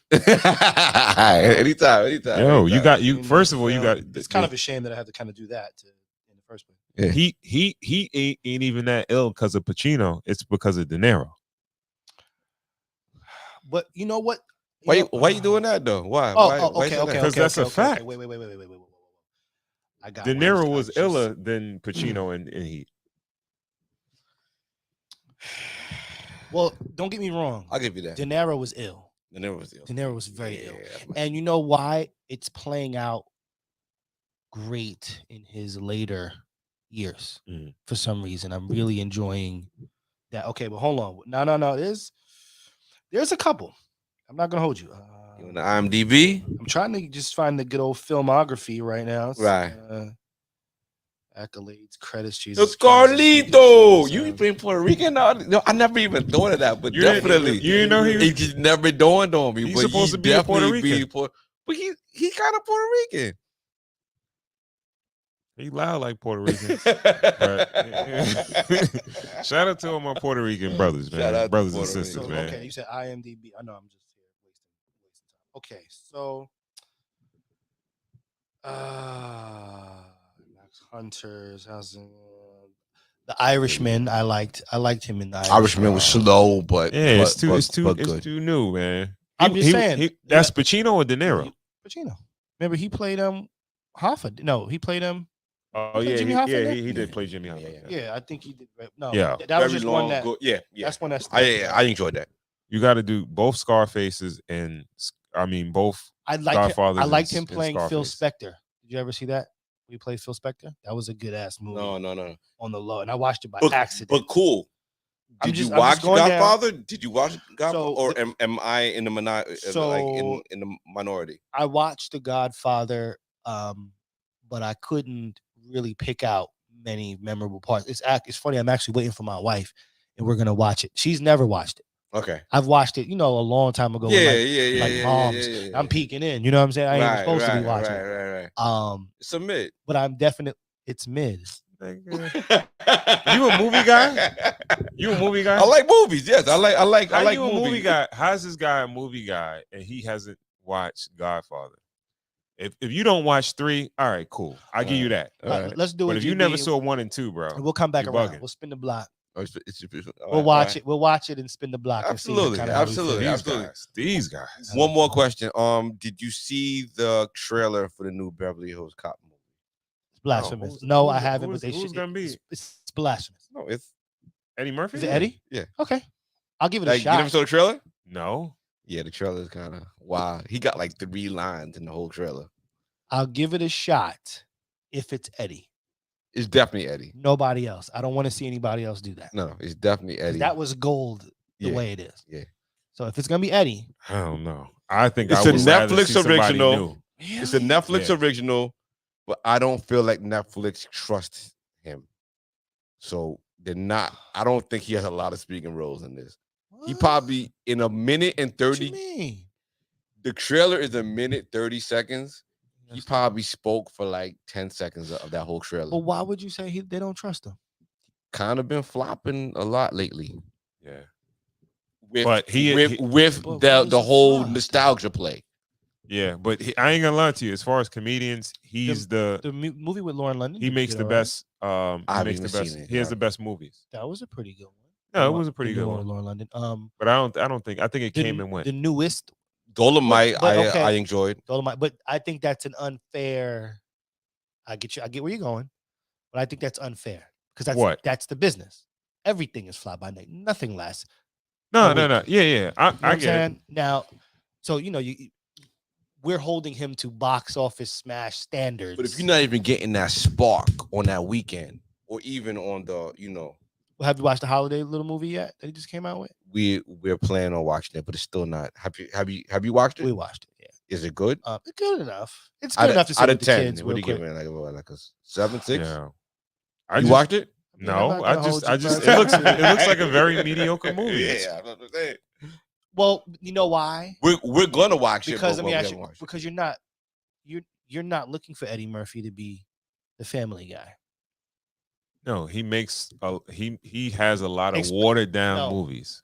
But what I'm saying is, our generation are not looking. It's kind of like watching Ice Cube in that role. You're not looking for Ice Cube to be. Are we there yet? You're not looking for that. Yeah. You know, we've seen him in too many other lights that, we want him to resurrect Doughboy from the dead and what happened the last few days. Like, That's all. you dig what I'm all. saying? Or where Craig about to go and what Craig about to do. Mhm. And I think Eddie Murphy, but at the same time, it's kind of like, I respect being out there still and still getting out there. You know what I mean? That's just what I respect in general. So Yeah. to answer your question, the holiday movie was mid. Yeah, It was mid. yeah. It is mid. But it's a currently. holiday movie. But it's a holiday movie. Yeah. It's Eddie. It's some cool little funny parts in it. It's not funny at all. Mm. You know what I mean? You'll catch a quick little chuckle. But like I said, if he's not, we want Harlem Nights. Well, I want Harlem Nights. That's what Yeah. I want. You know what I mean? It's my favorite movie of all times. I want. We redid Harlem Nights today. Don't do it. Leave it alone. Give me 4 comedians besides Eddie. None. You were having it. None. Can't nobody look up in them glasses like Red Fox and see nobody. It's don't you dare. Can't nobody you accuse me of stealing. You're never You're not gonna get that. if you're listening, because I know Well, you're Eddie would listening. have to play Red Fox at this point, right? No, he would play He would Sugar. play Sugar. Okay. And I don't even want that. Because guess what? Richard did a phenomenal. Don't He will play Sugar. if you are listening out there, don't you touch Harlem Nights. Believe it the way it fucking is. I'm gonna turn my mic. So who will play Red Fox role? Who's the elder statesman comedian? I can't believe you're making us do this, GB. I can't believe you're making us do this. Ain't no. We're here.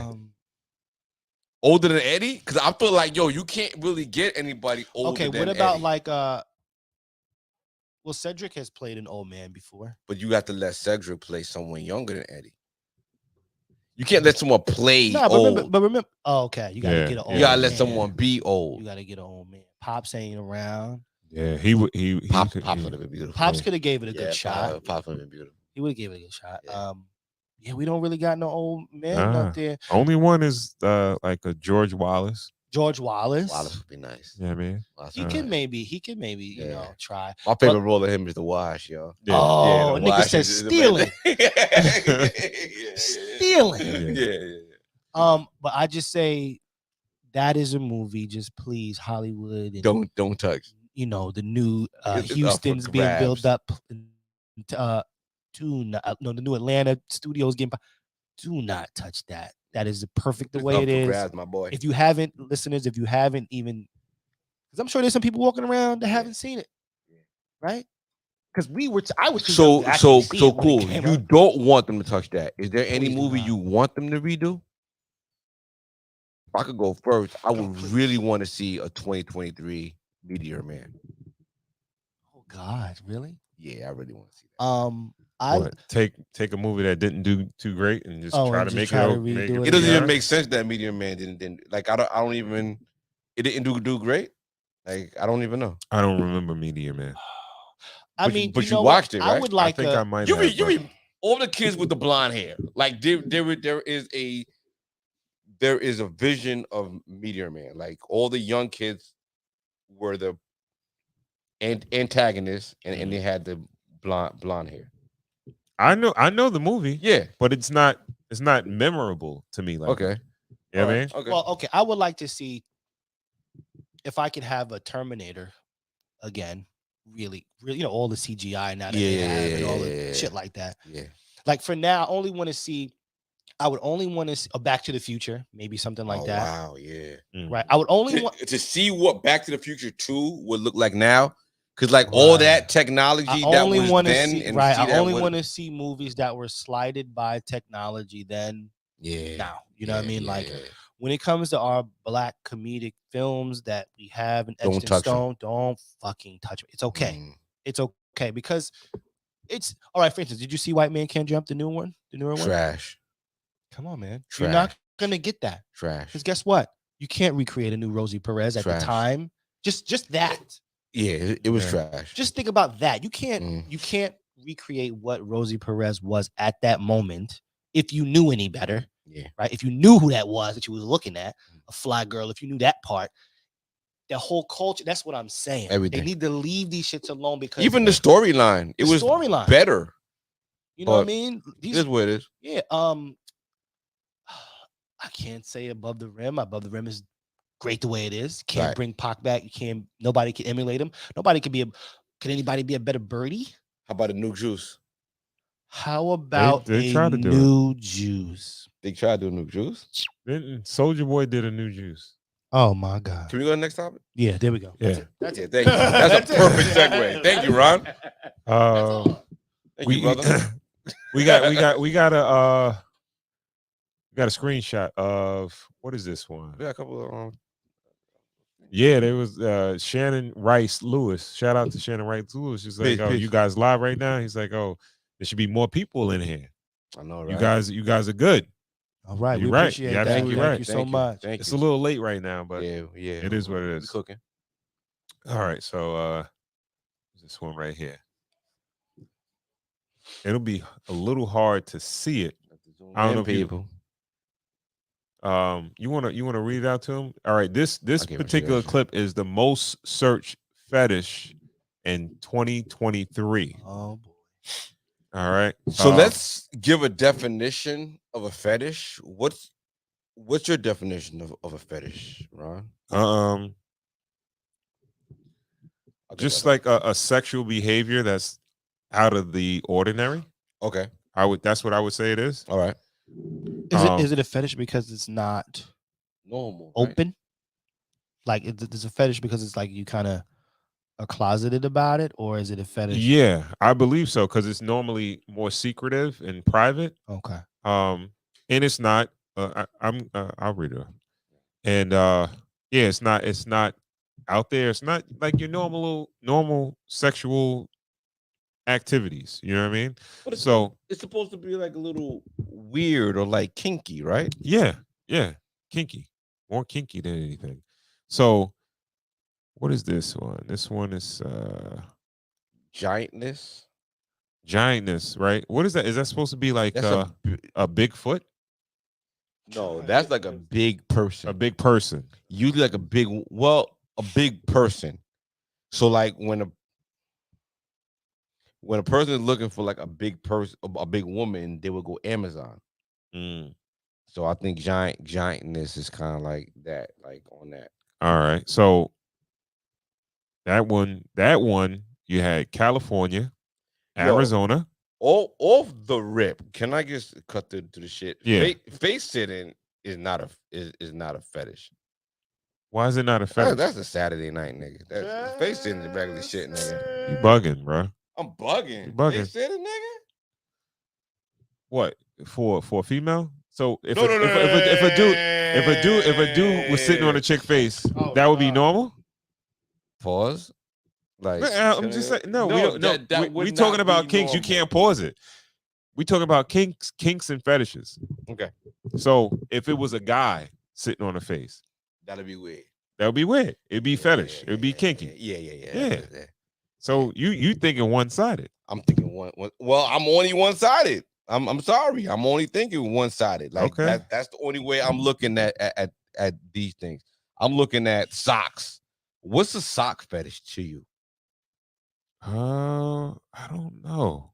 Like a nigga, like a shorty go to the gym with the sock. I'm only thinking about let's only there's 3 men here. Let's only attack this from a man's point of view. I can't look the other way.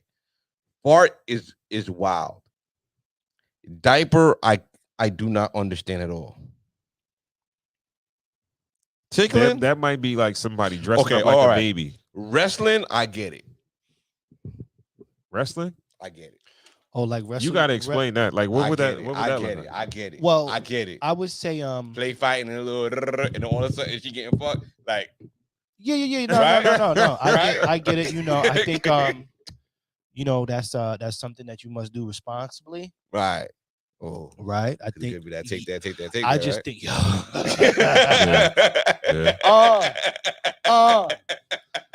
No, I think in this climate, I think because normally it might be substances involved and stuff like that. That can go not the right way if like have some history with each other, right? You know what I'm saying? Like don't that's not. I don't think that's like a first night thing.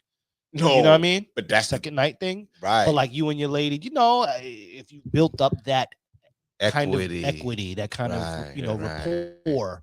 You know what I mean? Like no offense, like I've been with my wife a long time. I probably just can't just go wrestle her fucking tonight. You know what I mean? She's gonna be like, what the fuck are you doing? Nigga, like, that's not your MO. Right. Yeah, you know what I mean? Now, like, okay, if it's like a strong hug or something, but I mean like wrestling, she's literally gonna be like, what are you doing? You know what I mean? Or we're just gonna play. Like she's not connecting. Yeah. That, you know what I mean? So I would just say, take it easy with that one. Yeah. Seems fun. Party responsibly. Party super responsible. but like you said, you see that? Yeah. You see? You see it? Yeah. I'm excited. or she slam you, nigga. You know what I mean? You ain't ready. But I will say for you tonight. That seems fun. Party responsibly with that. But you posed an interesting question, like how early is it to to introduce a kink in the Oh relationship? man, that's a great question, DB. Because it's like, you know what I mean? Y'all are rocking a month, 2 months in.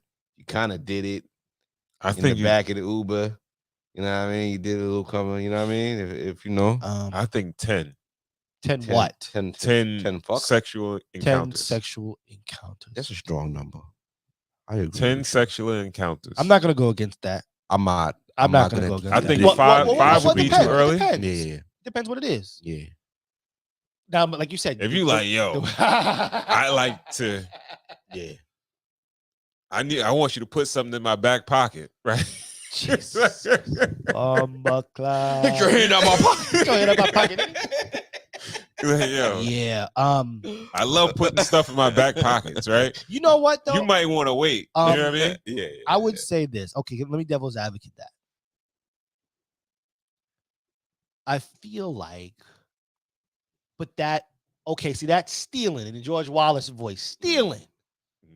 And this is the reason why it's stealing. It's stealing because let's just say the person on the other end is not into that.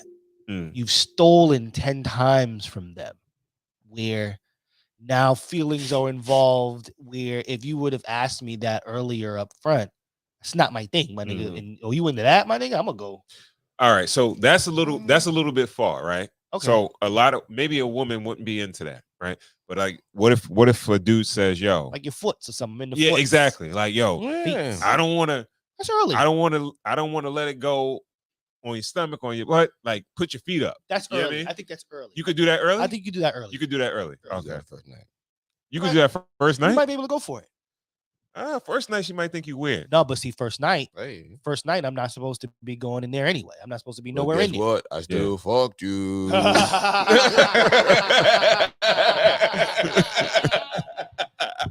The best conversation I had all night. Oh man. What else they got on here? Well, Pantyhose.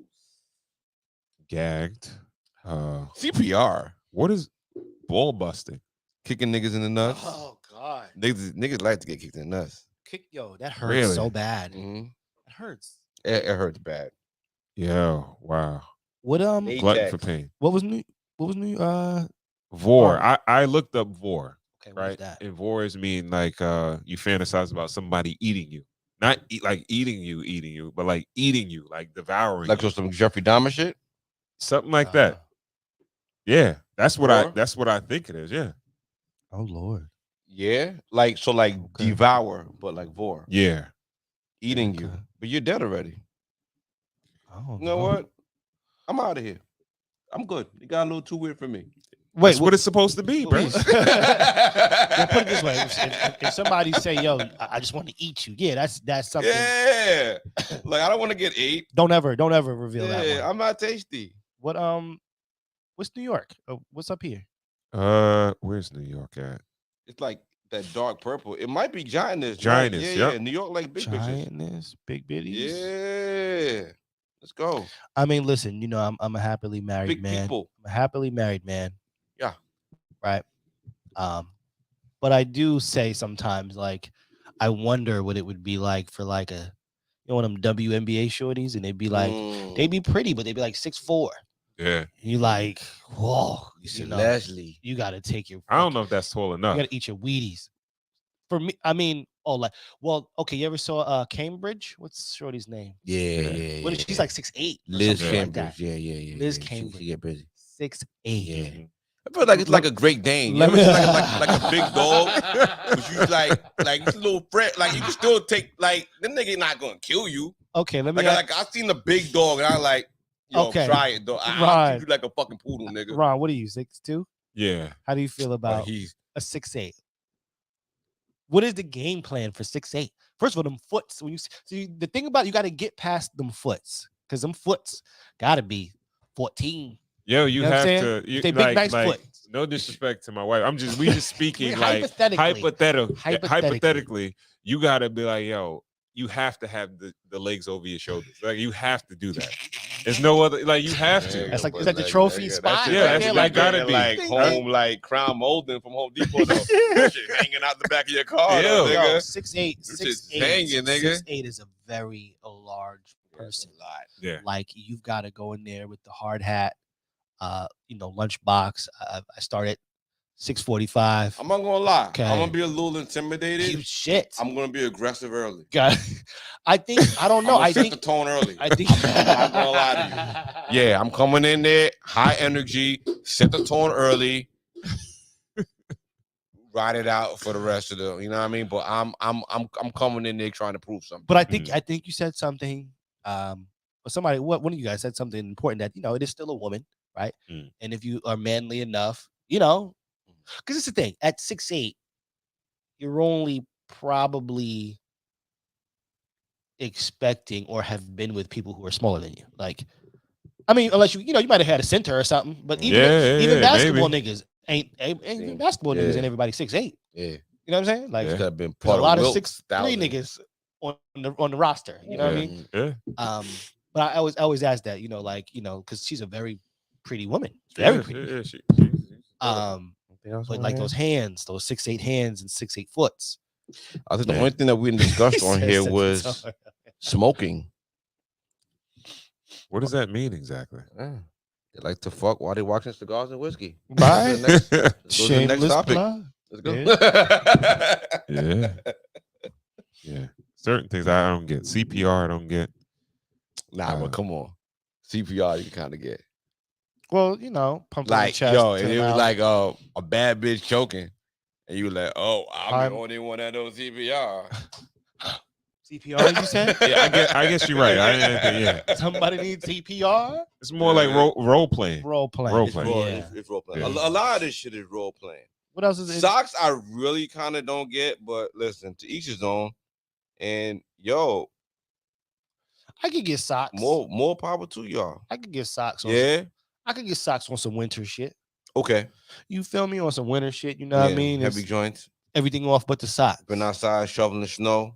Right? Yeah. Is I that guess what so. we're looking Everything's for? yeah, yo, that's a think trigger about though. it. No, think of everything off but the socks. But not even regular socks. Like people fluffy watching right now? socks. How many people watching? Just a couple. Yeah. All right, Like all right. fluffy yeah. socks. Wouldn't It's- that be dope? It's story time. Okay. That would be dope, right? There's not a lot of people on here. But wait, it does get rebroadcasted. Hold on. HR is coming in. All right, all right. Maybe later. You know what I mean? Human resources. Oh, wait, this should definitely still, Yeah, 'cause FCC. I'm strongly opposed to having sex with socks on.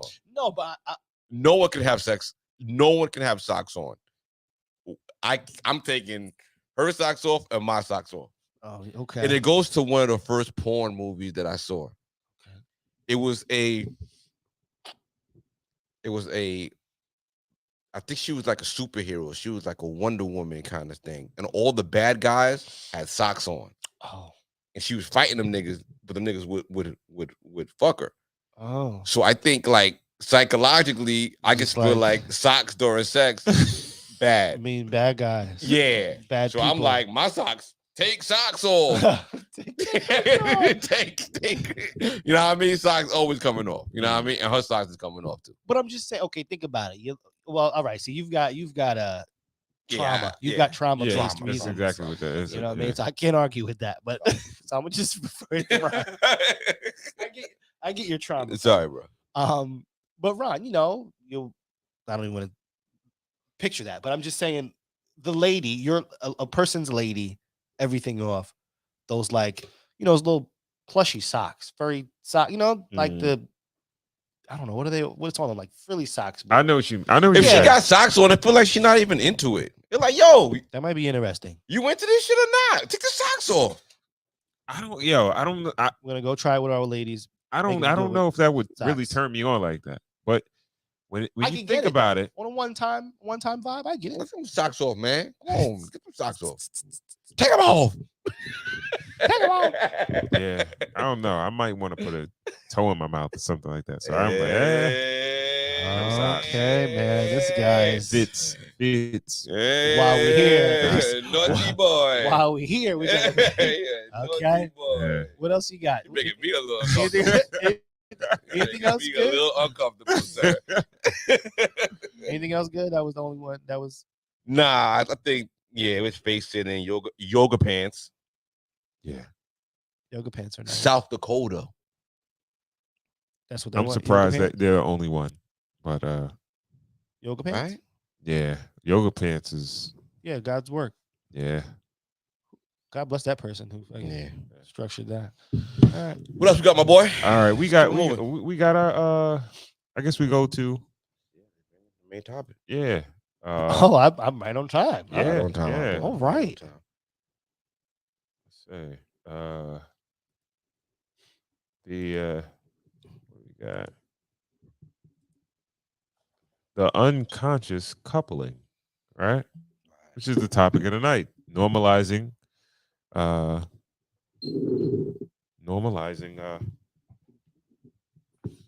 divorce. Hold on. Normalized. Celebrities left and right like Giselle and Reese are announcing their divorces on social media. Divorce even has a trendy new name, conscious uncoupling, that makes it sound like some very evolved step forward. The cognitive dissonance for me is we're all becoming so comfortable with divorce, and yet nobody is saying, well, why are we all still getting married? I don't think the two things got anything to do with each other. I don't think divorce and the marriage rate have anything to do with each other. Oh, wait, spin that again. You said you don't think what? The divorce and marriage rate got anything to do with each other. Hold on, let me try to play the video one more time. Yeah, run that back. Bronco. Run that back one more time. So divorce is being normalized. Celebrities left and right like Giselle and Reese are announcing their divorces on social media. Divorce even has a trendy new name, conscious uncoupling, that makes it sound like some very evolved step forward. The cognitive dissonance for me is we're all becoming so comfortable with divorce, and yet nobody is saying, well, why are we all still getting married? Well, There's mad different things going on. yeah. Well, first off, about the conscious uncoupling, I have never heard of this term Conscious uncoupling. prior to this week, and Mhm. you brought it to my attention. Mm. My first thing, my first thoughts on this particular term when I did my research, I'm like, I put it in the same category as emotional intelligence. Like, Okay. it's a terminology made up of something else that already exists, because it just sounds like an amicable divorce. Okay. That's what you got from it. Somewhat, right? What's the definition? All right, let's go through the definition. I probably got it sitting right here on my phone because I was definitely going through it. Cool. He spent the first hour of the show shitting on niggas that play video games. Just to Oh let you know. man. Yeah, So how do you feel? You taking everything personal from now on? Like, no? You gotta stand up for niggas, man. We waiting for we waiting for the video game right here. show. We waiting for GB to live stream. I'm right here. I'm right We here. waiting for GB to get on that game and live Strong, stream. You know what I mean? strong. So we can patent that. Absolutely. All right. So conscious uncoupling is a neologism used in the 21st century to refer to a relatively amicable marital divorce. Okay. The term was created by psychotherapist and author Catherine Woodward Thomas and popularized by Gwyneth Paltrow in 2014, who used this phrase to describe her then recent divorce. Okay. All right. Can you Conscious just layman's term that? Two people deciding that they don't want to be with each other anymore. The way it's supposed to go. Yeah. Like, yo, we got married, but we not really rocking. Yeah, let's just not do this anymore. All right, so it describes a breakup or divorce where both partners accept responsibility for the separation and look to function healthy in the future. So they kind of put a bad word on a perfectly healthy situation. Well, maybe not bad. I think they just wanted to put a term to two people just not working anymore. So why do you think coming it's to the pseudoscience? conclusion? Like, why don't you agree with the term? Why do you think it's like emotional? Because it's just you could have a bad divorce. You could have a pretty amicable divorce. Yeah, right. yeah. And basically, they just gave They gave a a title Yeah. to having a amicable divorce. I feel like my divorce was the conscious uncoupling by that definition. We were okay with it. Like when it, at first it was a little jarring, but they're like, you know what? Fuck it. Yeah. How was it afterwards? Were you guys Well, we have a child together. all right? So I feel like that kept us in each other's life. Mm-hmm. And that was completely amicable and just respectful and just in that vein. And it was just two people that got together early and it didn't work out and we just kept it moving. All right, but did you guys really speak, or because in a lot of these instances and a lot of these examples, these couples are so-called like becoming friends in a sense, and still like, all right, well, you know what, me and you, we didn't really work out, but you didn't cheat on me, you didn't do me wrong, but I just feel like we're not good together and maybe we might be better as friends, so let's just be cool. No, I wouldn't categorize my ex-wife as a friend, but we're definitely co-parents of an older child. So and co-grandparents now. Okay. But I wouldn't call her a friend. Like she would probably come to my funeral if I died. Okay. Yeah. But you would be at my. She wouldn't be at Christmas. She's not gonna be at Christmas. No, not by any means. So, some of the videos that I watched, some of the articles that I read, we talking about guys or girls or women that will like, all right, we split, but now I'm going to her house and I'm spending Christmas with them and her new husband, type of thing. Yeah. That's right. When it becomes like a cuck kind of situation. Why does it have to be a cuck situation? Why the fuck are you sitting under her and her new nigga? They supposed to be friends, right? Yeah. Because all right, see, this is what I don't. You can't let it go. You play that friend role like you're in the friend zone. This is like demoting yourself from a husband to a friend. You're demoting yourself. I don't even know if he's even that far. There's got to be a separation. Though. I don't think it's that far, right? Yeah. I think it's people feeling like they have to be positive in a negative moment in their life. Like, no. All right. People play positive when they can't let go. You kind of stay in people's lives when you can't let it go. When you can let it go, you let it go. When it's not healthy to let it go, if you have a young child and you have to like stand and be there for graduations, for birthday party, and you got to show a unified front to this child, like you have both parents in your life. We are here for you. We're not together, but us as a unit, we are your parents. Any way you look at it, and that's one thing. But as far as all that other shit, like, you know what I mean? Like, we don't gotta do all that. You know what I mean? Like that's purgatory. That's the place between heaven and hell. Like, I don't know. You're saying that, but people, they're saying they're doing this shit in real time, in real life. Right. Where they feel like, all right, we came to a decision together to say, yo, I know we didn't work out, but you know what? I have no bad blood with you. Of course not. We could just keep it moving, and we could be all right. You go your way, I go mine, right? But I'm not sure how realistic that is, because so it's a step above co-parenting. I wouldn't say it's a step above co-parenting, but it's even if you don't have kids. I feel like it. Yeah. If you have kids, there's no reason on God's green earth to see your ex partner, wife or husband. Right.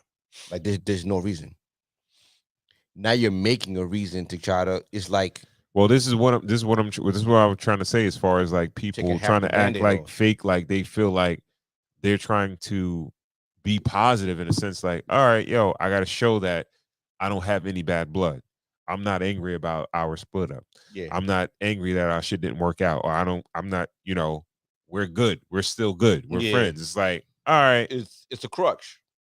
I don't even know if it's a crutch. I don't know why somebody would feel like No, but they honestly, need. how do you feel about it? Honestly.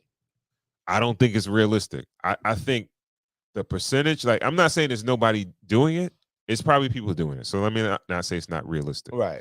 But the percentage of people Yeah. that successfully unconsciously consciously uncouple, Yeah.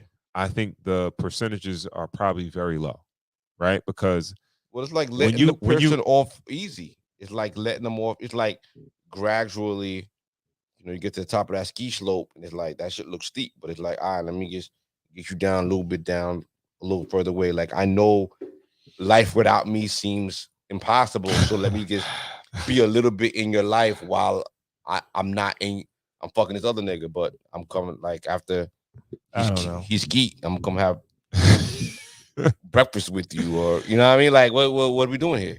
Yeah, 50% of marriages end in divorce, right? That's a crazy and stat. one of the major reasons why is going to be infidelity and finances, right? So how are you going to be so like, all right, yo, you know what? We were in financial ruin and we lived like, our marriage went down the drain, but we're going to be friends after this is over. Ain't happening. Right? It's kind of a real reason why we're. You slept with somebody else while we were in a relationship. You betrayed my trust. Yeah. But you know what? We're going to be friends afterwards. How realistic is that? Well, devil's advocate. The sleeping with somebody else ending, I can see possibly one day us being kind of friends because, you're a man and you lose the game that way. It's not that much angst put on that. Like, not that I want to say it's what men do, but it's like, it's the most, the loudest defense. It's the usually almost the most. What's the word I'm looking for? Women Like, still need time. No, they right? don't need time. But I can see, I can see them coming around again to being okay. You know what I mean? Or let's just say she met you on that time. She met you on moving fast time. You know what I mean? Mm-hmm. And she knew what you were from the beginning. You was who you was when you got here. Before you got here, that's what he said. And maybe that could be like, all right, okay, you cheated. I kind of knew that was gonna happen. You know what I mean? Like, it didn't really surprise me. All right, maybe we just shouldn't be married. Maybe that way, but it's very unlikely. I feel like that it comes to just, hey, let's just get divorced. It's not really working. You know what I mean? Usually it's always a hellfire. Yeah, I'm not sure how realistic that is. Yeah. It's like hellfire. And most people, it's in my opinion, if it's not a reason, they're gonna stick that relationship out. They're not just gonna say, all right, I don't think we're that compatible. So you know what? Let's just. Men think like that. Women, if they're not. No, happy, they're not gonna think like that. They're gonna just go fuck somebody else, and then they're gonna get caught, and then it's gonna break up. They're not gonna be like, you know what? I was thinking that we're not that compatible. No, they're not gonna voluntarily say, let's break up this relationship, this marriage. So by you saying that and means put that myself through financial ruin in order to just, because we're not compatible. All right. Nah, yeah, we're not compatible. I don't like having sex with you. I'm not attracted to you, but I got somebody else now. And I'll try to work this. I'll try to hold out as long as I can. But I still need to do me. Mm-hmm. So I got my chick on the side and I'm doing me. And when you find out, you'll divorce me. But I'm not going to shut this relationship down. Oh, wow. I just feel like that's the way it is, man. And if this shit works, it's a very small percentage. But title of the show is why is divorce normalized? Like, divorce is normalized because marriage isn't really backed by anything anymore. Yeah, it's like fiat, right? Fiat money. It's not backed by gold Kind anymore. of like it's Yeah, like I mean, it's the like next fiat level of money. like going with somebody. Mm. You know, have a party and you go with somebody and you know, kind of keep it moving. Yeah. Mm, take it from somebody who's been married early, made that commitment early. Mm-hmm. You gotta you gotta value yourself first. You gotta value what's gonna make you happy in your life, in your long life, in the longevity Mm-hmm. of everything. Cause I married what 23, 20, 20, like 24. Mm-hmm. And it was, you know, had a child early. Just wanted to make that little family unit. And it was like the relationship wasn't really working out. So it was like kaput, you know what I mean? Mm-hmm. We done did everything. We spent the money, had the party, had the party was the biggest deal of everything. Mm-hmm. You know, had everybody come out, open bar, you know, entertainment, everything's cool, but it wasn't really backed by anything. You know, coming to my second marriage where it was like we took our time and I got to know this woman and it's like, okay, we're gonna be together forever. Like when I'm buying anything in life, I'm buying two of them. Mm-hmm. You know what I mean? I'm buying sneakers, I'm buying two. I'm buying rocking chairs for the deck. I'm buying two. Everything is two. Like I see myself with you for the rest of my life. You kind of learn yourself and you learn everything, and that's forever. So maybe it could be people are getting married too early. Yeah, that's probably part of I it. think that's harder. Maybe it could be people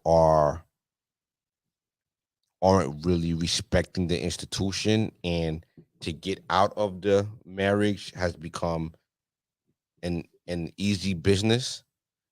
There's a little bit of pressure because like Christmas, Black Friday, Easter, and every other like Valentine's Day, marriage, weddings have a season.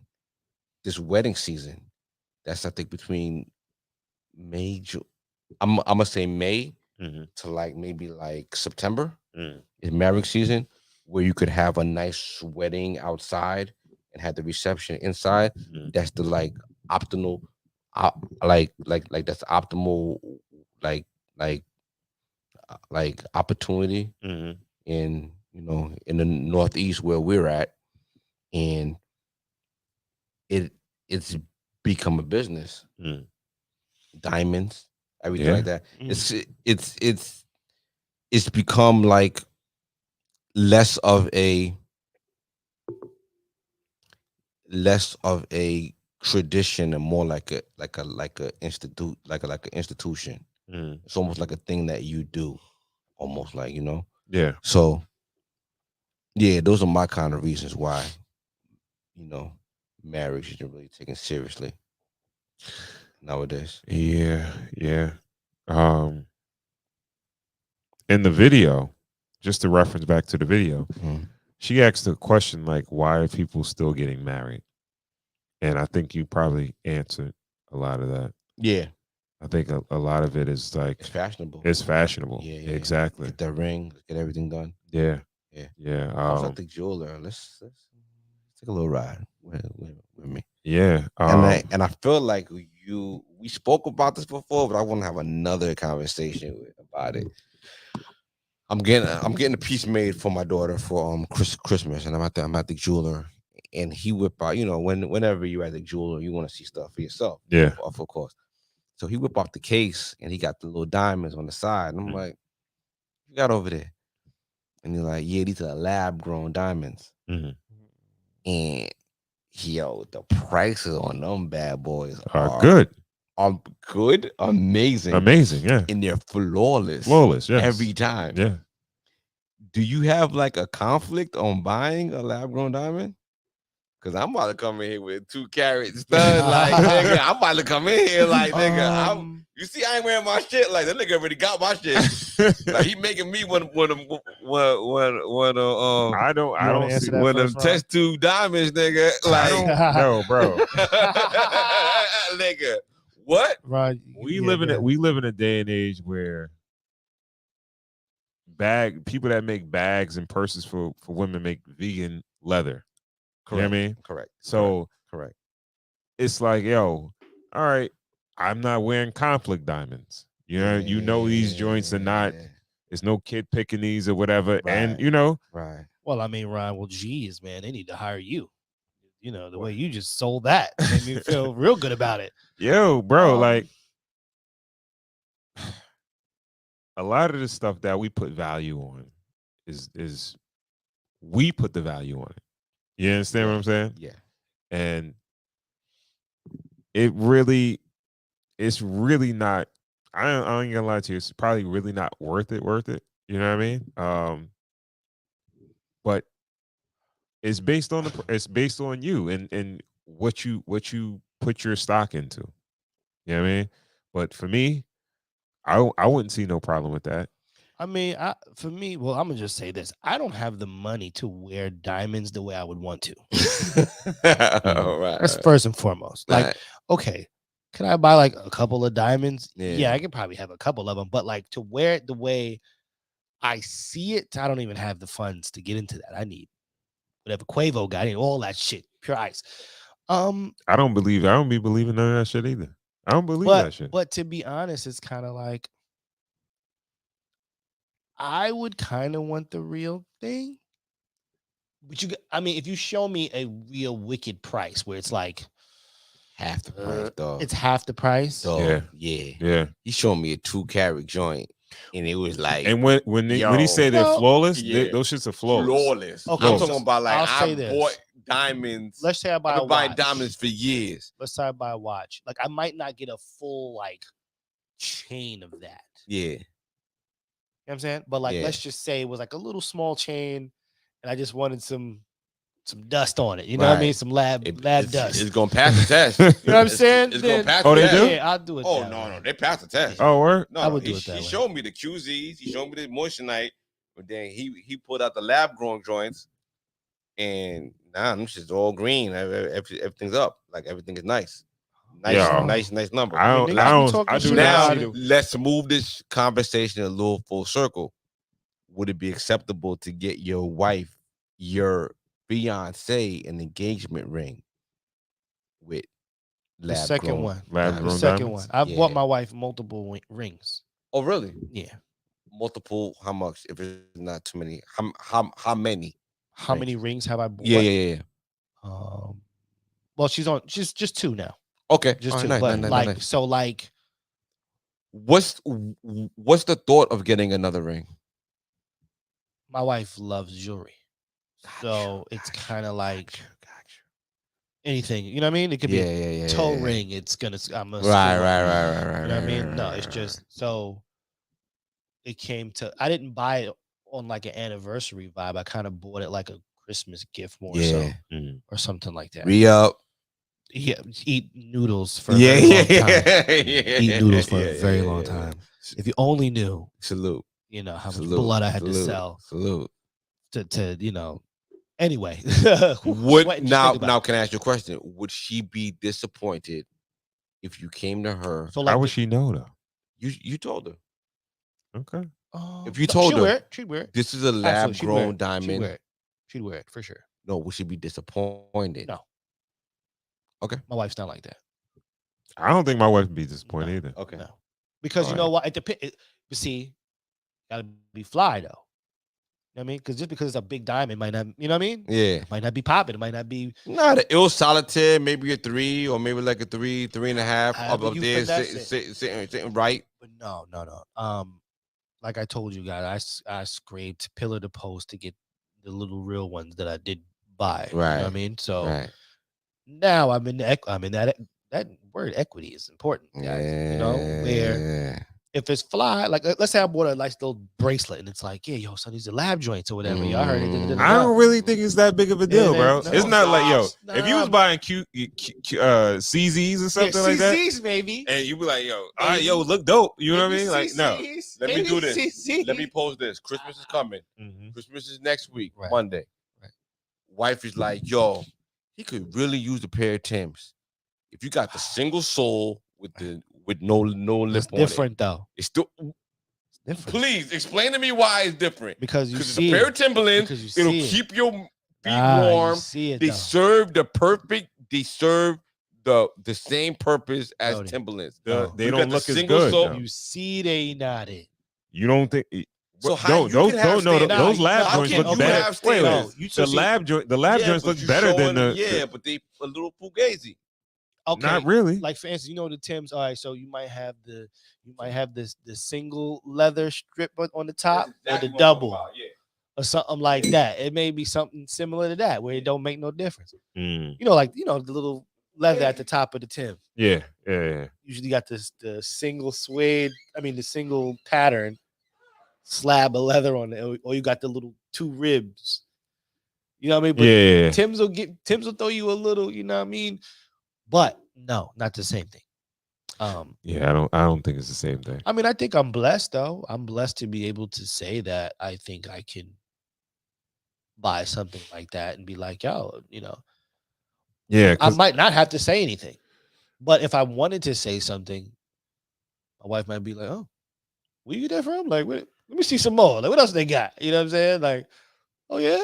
Because at the end of the day, it's like, it's you. It's got to be on you. You know what I mean? yeah. I mean, it's in you, not on you. I feel like there's a difference between the Moissanite and also the cubic zirconians. That's the difference. Like, Because it's not like, see, niggas who rock shit like that, I'm not the guy that's gonna show up in all Burberry. You know them dudes that might come in like a Burberry hat, Burberry shirt, pants, shoes. Like, I'm not gonna do that, right? So if that was all fake, you'd be like, yo, look at this fucking guy. But let's say you wear a full suit, and you have a little Burberry belt, but not even like this pattern. It might be like the buckle, yeah. but it's fake. That's some, or it's not, it's vegan leather. You know what I'm saying? Yeah. Let's not use fake. Let's use vegan leather. You feel what I'm saying? Yeah. Ain't nobody looking for, you know what I mean? Ain't nobody looking at it for me to be flagrant. I ain't buying vegan leather neither. But if I show up in a full Burberry suit, Going Canal Street, where you nigga. going? Nigga. Nothing's wrong. Delancey, nigga. I'm gonna get that leather, nigga. Kill that cow, nigga. Hey, man. Yo, for me, cool. But Yeah. for you know what I mean? So Cardi B. Yeah, man. That's whack. Cardi B. That's whack. Just, she went a little tirade today. Saying what happened? She was a little upset. She first announced that she was separated from Offset, her husband of what 2 years? No, They've been together longer than that. Together a little bit. let's give it 4. That might be all right. I mean, Get to the top well, they of got that. a kid. What, they got, 2 just- kids? Or 1 kid? Yeah, 2. They got 2 kids. They just So, freestyle. All right, so at least 5. I'll give it a 5. 5. I'll give it a 5. All right, yeah, respectfully. So Yeah, stop killing it. yeah, they kind of separated, and then she kind of early in the week she announced her separation. He had his birthday party last night, and then he, celebrated. Everything was cool. Then this morning, she kind of woke up and she was a little on one. She was a little ornery. She was a little upset that, she wasn't there and everything like that, and went on a tirade and cursed him out. Yeah. And their divorce. That she wasn't at his birthday. Well, she didn't really say that, but you could kind of see that's what triggered it. Okay. And there was rumors that he was there with another woman, but there's no pictures or any evidence of it. And she was a little triggered. And I guess they're next on the chopping block as far as a married couple to be divorced. Yeah. Yeah. Anything to it? Like, is there anything there? Like, is there anything? I'm a theorist. Okay. Right. And the shit ran its course. They got a couple of bags together. They had some kids, and they can go their ways. Those are I think those are the couples that can consciously uncouple, but if it's not anything like super negative going on, like infidelity or something like that. Because I think they may choose their partners for specific reasons, not necessarily based on a foundation of love and them wanting to be with that person. It's like it could be a motive like money or a business. I'm starting to hear a lot of conversations about, and especially it's coming from women who are saying that they cannot see themselves with one person forever, and they're actually putting a number on how many years they could be married for. Are they married? That's the question. No, these aren't married women. Yo, bro. So it's not. So I was trying to like paint it like, am I at a disadvantage because I saw my parents married for like a lot of years? Like, am I living in like a fairy tale kind of land, like that I saw that and that's what I aspire to? Or is it more, should you just aspire to like be with somebody for a couple of years and like people aren't taking the institution of marriage. That's not your reality. See, it's really not for us to take on other people's reality. Yeah, like a lot, like even that woman that's in that video. Mm. I noticed that she doesn't have a wedding ring on, right? Mm. And she's questioning the union of marriage. Like, oh, why are people still getting married? Yeah, you would say that because you're not married, right? Right. You haven't been in it to see the advantages of it. Advantages or disadvantages, whatever you want to call it. You don't know. You know what I mean? So you being on the outside looking in to say something like that, not too cool. But I think a lot of the times, like, we look at other people's experiences, they make blanket statements. Yeah. And like somebody that's dating and somebody that's like, all right, in and out of, short-term relationships, your mentality is going to be like, I can't see myself with a person for the long term because I've been with It's somebody. not working. Well, I'm saying that's their existence, right? So it's like, all right, I can't see nobody because, all right, put yourself in that person's shoes. Why be pessimistic? Because the results make me pessimistic. Mm. If, let's just say, I want to get married, right? Yeah, I want to get married, but what I get is I get to date somebody for a while. Yeah. We sleep together and then we split up. Yeah. Right. I'm going to move my thought process or my narrative or my agenda to say, to kind of mirror what's going on in my life. Mm-hmm. Right. It's not happening. I'm not having no long-term relationship. So it's like, what's the point of long-term relationships, right? Why not just be with somebody for a short period of time and then move on to the next? I'm just trying to spin my situation and make it a positive instead of it being a negative because I'm not getting the results that I want. So you're bending reality to make yourself feel Yeah, I think a lot of people do that. Okay. They do that. I believe that. Like, you don't have women. But the numbers aren't reflecting that. No, they don't. The numbers are real. The numbers are people are having divorces. No, and these divorces are primarily being initiated by women. They are. And the lesbian rate with women on women marriage is alarming. I think it's like 80% of the divorces. Yeah, I think. So women are filing for divorce at a crazy rate. And we've been talking about it for a long time, but it's like now we're here. Like it's just normalized. Yeah, I think there's a number of different factors. Like, I still believe that women women are easily influenced, right? Mm.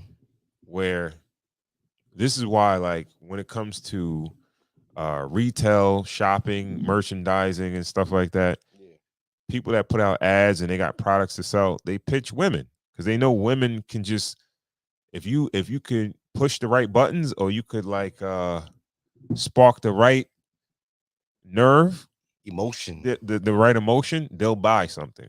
You understand what I'm saying? Right. So if you got a woman that's married, she's in a relationship or whatever, and she might feel like, yeah, this relationship is pretty okay. It's good. You know what I mean? But then they go on Instagram and they see shout out to like millennial married or whatever, and one of these couples got a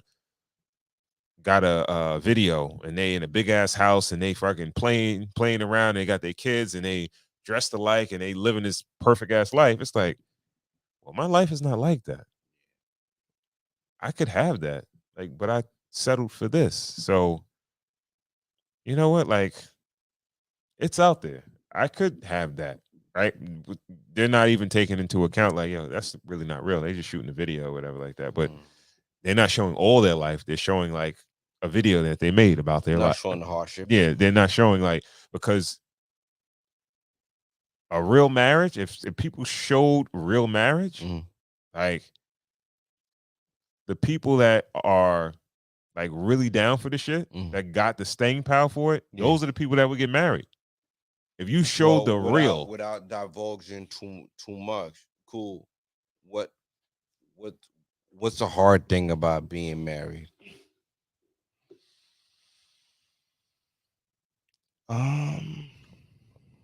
Well, We'll come back to you. No. It's just trying to stay active. You know, I think trying to stay interested. Right. That sounds bad. I mean, like trying to keep empathy. Trying to keep things evolving. Yeah. You know, trying to work on yourself. You know, trying to better yourself, trying to be the best person that you can be, taking another person in consideration. Yeah, no, that's crazy. Yeah. Right. Yeah, because, you know, we're all that's what we want. We want to grow. We want to be the best fucking version of ourselves. We want to be able to be superheroes. Right. But you got to look at the person next to you and, you know, either A, hope they're growing with you, if not growing with you, just simply understand where you're going. It's like a tree growing growing inside of a building. You have to like, you want to grow, but you want to grow within the confines of the building and still keep the building like, you know, beautiful to use and myself, keep everything nice. You know what I mean? Yeah. To use myself as an example, it's like, I know the career that I'm chasing now might make me have to be out more, or be, you know, more outside.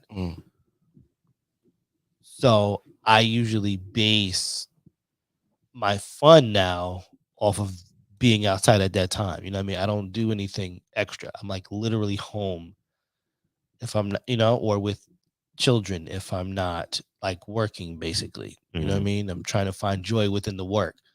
So that's me attempting to really try something new and focus on something new, but still keeping, you know, another person in mind and what their feelings are, and, you know, having children, right? Also, well, they trump all of this shit, first of all. Yeah. Of course.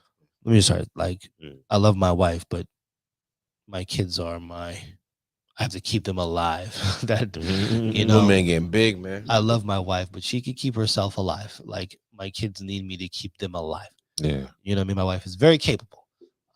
So yeah, I would say that, man, trying to just like evolve and be your best self, but, you know, with the person's with a person's feelings in mind, I guess. Yeah.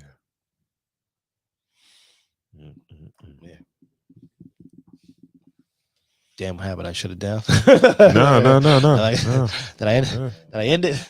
No, you didn't. Yeah. Is that too sorrowful? No, not at all. Not at all.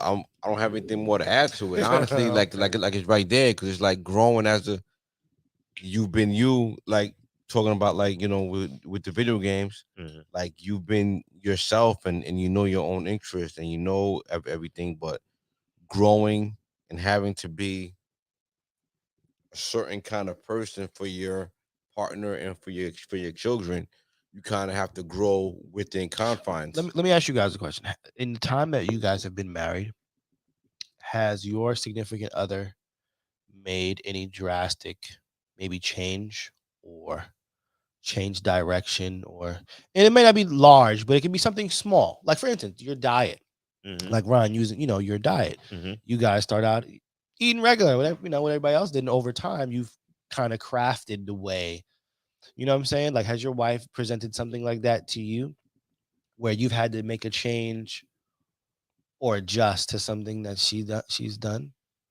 Because a lot of the time guys kind of take that. Yeah, what I but mean? I felt like even the eating habits we was did on them your- together. Okay. We did it together. Okay. It's like both times we did it together. So I couldn't even tell you like if I influenced her or she influenced me most of the time. I'm not sure. It just seems like we just kind of flow, and we progress in a certain way where it's like she may be on one path and I might be on another path, but somehow we wind up coming together. Right. So let's just say right now, I'm starting to read, like physically read more books. Right. Beautiful. And that's it. She is too. And I'm more of a motivational book reader. And she's more of a spirituality. But a lot of some of the books have a bit of both that I'm reading, and some have what she's reading. So we'll sit down and we'll chop it up or whatever about certain books and stuff like that. But it's like they mesh very well, and it's like, all right, she's on her path, she's progressing in her way, in her path. I'm progressing my way, but neither one of us are staying stagnant. You know what I mean? We're becoming, evolving as new people, as day after day. That's great. You know what I mean? That's great. GB, what about you? Like, has your wife made any drastic change to where you've had to readjust yourself or something? Like, I don't know. Let's say I want to go back to school, or I want to. I don't know. I mean, usually it comes to shit like that. Bettering, I mean, that's the only way it works, is if the adjustment is for the better and not the worst. Like, oh, I'm gonna pick up crack cocaine. No, not that. Yeah. I mean, change. Nah, we staying solid. Nah, that's good. We leave a little wiggle room. We actually had the conversation today. We're having the conversation about Offset and Cardi B's divorce, and I was kind of saying that Offset might have felt the way that all right. So I was that she was bigger than him. No. My whole take was Cardi having a strange past, like stripper, everything like that. Been naked in front of she got a new life, peers. She worked for a new life. She worked for a new life, but you are who you are, and you kind of can't escape that. I don't know. And that's the conversation that I was having. I want to agree with you. Yeah. If she didn't make a good switch very young, like her checkered past only lasted really so long. The girl's not. It is what it is, though. I'm saying she's not even 30, right? And she's been famous for how many years? Well, what do you call famous? Well, her album. When her first album came out. We're talking about Sue's Rendezvous, right? Where everybody was at, all the artists, all the New York dudes or whatever was up at Sue's. Rendezvous. They all seen her. Did Offset go? Whatever she was doing. Offset tried. Did Offset go get it? I feel like Offset tried to like take her off. Did Offset go get a congressman? A congresswoman? That's what I'm saying. Is he dating He somebody in tried. politics? That's what I'm saying. No, I mean, same thing. since No, he's moved on, he didn't. he's gonna date other strippers and other fucking don't shit think so. anyway. Yes, he is. That's exactly what he's gonna do. I don't know. He's gonna date an IG model or Well, somebody that else. hasn't been proven yet. But what has been proven is that they've had issues, and I feel like, honestly, like being. Dog.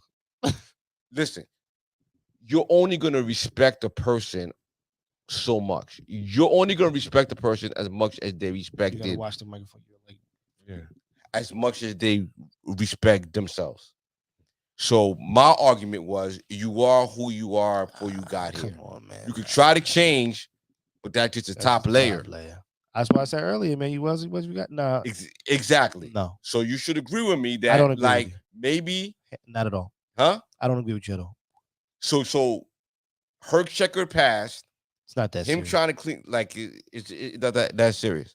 No. So listen to think- the you party. think he's- Listen at to the this- party. At this point, Listen to the party. he's coming back and saying that's an issue for him. Sorry. I feel like that's the issue for her, because he can only respect her to a certain level. Okay. You know what I mean? I feel like he's like, yo, I could deal with you, but like, you're you. Like, come on, like, we all know what this is. She trying to get treated like a square broad who got a past. But it's like, everybody knows your past, so we're not even gonna do this. Yeah. You know what I'm saying? Like, why are we playing this game? Like, we all know, like, yo, when I go to New York, when I'm around Fab, Mano, all them niggas that used to be at Sue's, them niggas seen every part of you. So why are we even faking it like we never did this? Like, yo, I'm a rock with you, but like, there's only, yo, you could only respect the person as much as they respect themselves. Cool. No, man. Now Cypher God. Come on. Nah, I just kind of feel like well, at this age, you're gonna get a woman that somebody's seen all of. Somebody's seen it. Yeah. Somebody's had it. But it wasn't on stage every night. Yeah. To me, I mean, I don't know. Tomato, you know? I think I mean, said Definitely tomato. not you. You not saying that because you come on. You know, you locked your joint down early. right. But Come on. So where I'm you just coming saying, you know, from? Come on now. if she's not You she's- Moses. she's far from doing that again, though. Very far from doing You that. can't though. change who you are. You can change. You who can try to are. front. That's You a can try spirit, to right? fake. You can try to That's do a all spirit. that. That's You- in her spirit. You know what I'm saying? That's not her spirit. Yo, 'Cause if yo, you every kidding me? time you turn on the TV, yo, the new bongo video, Bro, every video, when you wet ass WAP, every video, you just out there shaking your shit for every fucking time. Right. They can have, that's your job. Like, yo, yeah, you're not in a strip club, but honestly, your job is now to shake your ass for every nigga in the fucking world. I mean, I would agree. Like, I would agree. any man's gonna get tired of that shit. I would agree with you if we were talking about Kirk Franklin, talking about a nigga who raps about bitches, hoes, and drugs and shit like that too. Yeah. Still a man. I hear you, but I'm just saying. Still a man. I'm just saying. Every man wants a square broad, yo. Well, you Even if he got wants to one. turn a hoe into a You housewife, could have got one. he still wants to turn a hoe into a housewife. And when that hoe into a housewife is still shaking I her don't know, ass man. I think for you- every man, I think you you're get a little pinning- tired of it, yo. Nah, man. Every nigga could play like he a cuck and like he could play like he's progressive and he's cool. So it's just with rappers. what happened. So Huh? female rappers, you're saying you should. That's what you're saying. Because she's not shaking her ass as a woman on stripper club stages anymore. She's shaking her ass as an entertainer. So Well, now, basically- yeah, so you now got- it's so you at that level you now have it's escalated. at that level you have to X out him with any entertainers at all. Yeah. Okay, good. I'm just saying, just Yeah. make sure it's Yeah, equal yeah. opportunities. You can't just put it on Yeah. her. Yeah. You have to put it on the whole business itself. Yeah. So he's got to go to yeah. get a girl in medical Yeah. school or something like that. Absolutely. All right, so we're gonna come back in a couple weeks and see if he's with a girl at medical school or another I think so. chick shaking her ass or IG model or something like that. And then Mm. you know, because like I told you, my nigga, and I don't even want to talk about men like that because I feel like one day I'm gonna meet that man, and you know, what I mean, I just feel like, Offset. yeah, I mean, Come on, nigga. Like, let's go. Like, he around. his past, he has a past as well. Mm. Okay, Yeah, but a man's past ain't the same as a woman's past. that's a lie. That's not a lie. That's a lie. not Because a you lie. know why? I believe women can shake their past. I feel like men Men don't shake their past. What you mean by that? I just feel like they Bugging, don't. fool. I feel like That is like no. I feel no, like no. yeah. I That's feel like wrong. I feel like men use substance and distractions and ego and money to mask their past and things that they've been through. You know what I mean? Women could cry about it real quick, go sit on a couch, talk to a therapist, talk to their girlfriend. You think you can really give a fuck about my problems? You don't. You might say you do, and I love you, GB. I know you love me too, but you really don't care that much. Me? You About don't. your problem? Yeah, you don't. Okay. Nobody does. You know what I'm saying? Men are all compiled with traumas just scrunched down. Yeah, but women problems are babies. No, so but all I'm saying, okay, I don't even want to go too far. Biggs are going too far. I don't even want to go too far. I'm saying that to me. Like, come Biggs- on, like you can Biggs talk was- like, yo, I'm I feel just saying- sad, but it's like, how I'm gonna feed this fucking kid. You know what I mean? There's the opposite. But that's not the and issue. I feel here. like with That's the not double issue here. standard, Not the Go ahead, issue. go ahead, The shoot. issue is you were saying her past, meaning Yeah. she danced on some stages for some money. Yeah. I think that was a 17, 18, 19-year-old decision. Okay. We've all made some sketchy decisions at that. Okay, maybe we didn't shake our tails, but we don't have tails to shake. All right. Maybe nobody's going to pay us what they would pay her. But if I ain't got no money, I ain't got no bread, right? I live where I live. I'm not saying Highbridge is a super bad place in the Bronx, but you know, it's all right. I needed money. the equivalent of a chick being a stripper is a nigga sucking a dick. No, it's not the same thing at all. Yo, that is not the same. Not the same. Am I lying? You're lying. I'm done. I'm just gonna put it out there. There's certain things you can't escape from. You can't escape from sucking a dick. That's You not can't the escape same. from being a stripper. You can't escape from it, yo. I'm sorry. Yes, you can. You cannot escape from it, dog. Yeah, I don't know. If you Ron, can. you the tiebreaker. What? Don't answer that, Ron. I don't. The example you gave me, but I'm Okay. saying like I feel like it's certain things you can't escape. Okay, but it's not about escaping it, but it's you can understand. That's like I'm you not know, saying somebody holding your shit the against you. I'm equivalent- just saying your mentality. it's the equivalent of a man selling drugs. Right. You know what I mean? Yeah. You don't hold it. You don't hold. Nigga, nigga can hustle mad drugs. Yeah. Get knocked. Go to jail. When he come out, what is the first thing they say? Oh, don't hold my past against me. I ain't hiring that nigga. I'm just saying that's nigga. Okay. Like, Okay. that nigga away from me. Okay. The fuck? Okay. Nigga, you proving who the fuck you are. But there are some. You pay your debt to society, but nigga, that ain't me. No. But there's The fuck away from me, nigga. No. But would you say that every man are you going to judge that man forever on the fact that he sold drugs? Yeah. No, you're not. Just the fuck I am. You Yeah. have a price. Okay, so let me ask you a question. You will fucking poison let's- your community let's say you for meet Jeezy today. a price. Let's say you meet Jeezy today, Right. and you're gonna do business with Jeezy today. Yeah. You're not gonna take his drug dealings Yes, I persona am. into play. No, you're not. No, you're not. You're gonna look at where he pulls it, how fancy he is, and you're gonna do business with him on I'm the gonna level do of business I with see- him, but I am not gonna trust him. Yo, cool. Hear me out.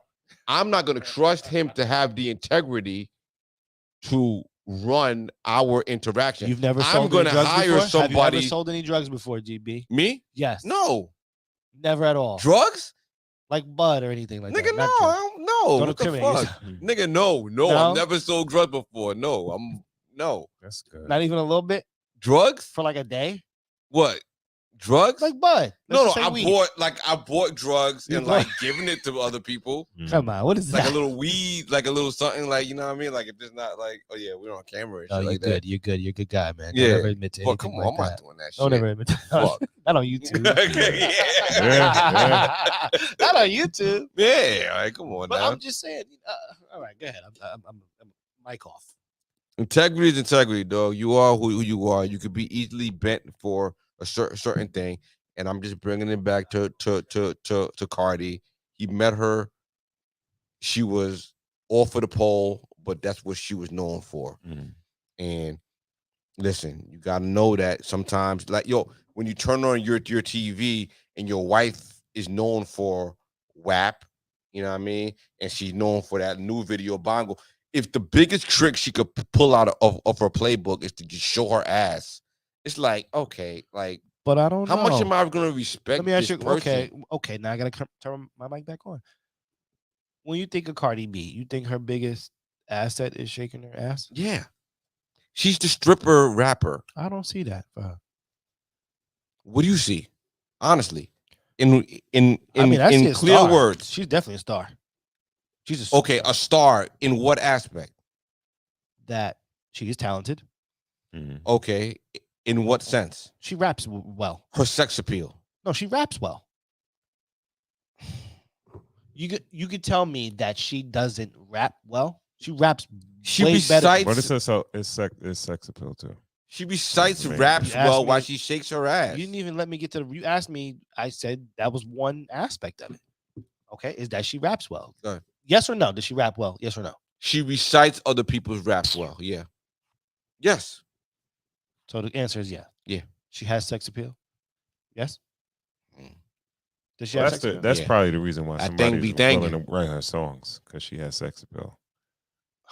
You can sell it through her. The answer was yes, right? Yes. Okay. So my point is that she's a superstar. That's what all your superstars. Madonna is a Madonna because Is Madonna she married? Madonna had sex appeal. Is Madonna No, married? but what I'm saying is just that she's a super. Is Madonna married? No. Whores that could rap don't get married. All right. So let's use Don't so stay let's married. use Beyonce. Beyonce shakes her butt, right? Like Jace. Does she? Does she not? Like Jace. Kinda. She does. Kinda. And she's married. Yeah. She Happy. has kids. Yeah. Right. Seems to be happy. Jennifer Lopez I think it's the shakes her difference, butt. right? She's on her sixth joint. Exactly, but married Yeah. or not? Yeah. Is she married right now? Or might be married, maybe not. To Ben Not, Affleck? but I think She's Ben with Ben is again. trying to, yeah. you know, he you trying know to it get is to what it is. A She man, ain't short. There's a no bad. man doesn't want his wife out there shaking her ass for money. No. And that's all I'm saying, that it got a little tired to Offset. Like it got a little tired to Kanye. Kanye Yeah, got with Kim, yeah. knowing that she got my wife got famous off of home movies. Well, He you bragged about it. You Cool. stupid though. He bragged about stupid. it. That's a And stupid then- way. And go then into on it. a later interviews, she came out and said he tried to change her. He tried to get her to dress more scantily and all that. Niggas is trying to make hoes into housewives, and they can't. And when they fail, they move on. Okay. I mean, I can't. All I really, got. I can't really argue that. Right? I can't. Okay. Cause we ain't doing that. We I'm ain't not do doing that.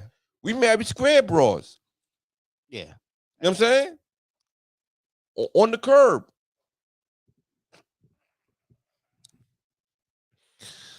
All right. Yeah. Ron ain't got nothing left. You ain't got nothing for that, Ron. We got one more clip, Ron. We got one more. One more more. clip. Come on, Bring it Ron. One more What clip. clip? The one with the shorty holding the couch and all that shit. We have it lined Oh, up okay. or for next time. Think of Ron about to be like, oh, right. Cool. Did you listen to a Nicki album? I did. Thoughts? Just quick, couple of seconds. I want to say, I appreciate it. I appreciate the effort. I appreciate, her music sonically sounds really good. I know that's like a nerd thing, but it's really, really like put together well. Mhm. You know what I mean? Very clean. What do I you think would about her say- rollout? I think her rollout is effective. Okay. She's working. Yeah. She's working her ass Working. off. About to go on, I believe, on tour. Yeah. She's on tour. I think the first show is, you know, Yeah. she's moving it's in Atlanta fast. like she's tonight, right? Listen, that's what I'm saying. She's moving at a superstar's pace. You know what I mean? She has it all the resources are there. Yeah. Great rollout. 105 played the records Let me ask you a all question. day. Is sitting with Kai Connect for a couple of hours or going to Jimmy Kimmel for a couple of hours, what's more effective today? I don't know. I mean, Kai Cenat might have a lot more eyes, but I don't know if they care to look at a woman her. I don't want to use that word age, but you know what I mean? Like, I don't know. Jimmy Kimmel is more of who should be watching Nicki Minaj. Who's Who's spending more money? Who do you mean The what's gonna win? streamers, like, is she gonna buy? Is her going Well, they're on looking Kai to see Cenat's him. stream? They're looking to see him, not her. Yeah, but they're his- looking to see him get a look. Yeah, but his viewers are people who are looking at Kai Cenat are not looking for Nicki Minaj. You know, it's a good collab, and it's a good coffee time. Oh, I want some. I got a little cup over here. Right. It's cold. Though. But that's cool. Equally beneficial. And she's gonna do both, and that's what's gonna be dope. Her rollout is crazy. Her rollout is nice, right? Yeah, man. That's she's what got I'm a machine, appreciate huge about this. machine, This is a rollout. huge machine. And One of the better pushing it rollouts. towards the end of the year. Smart. She's Um, gonna score number one probably because of it. Most definitely.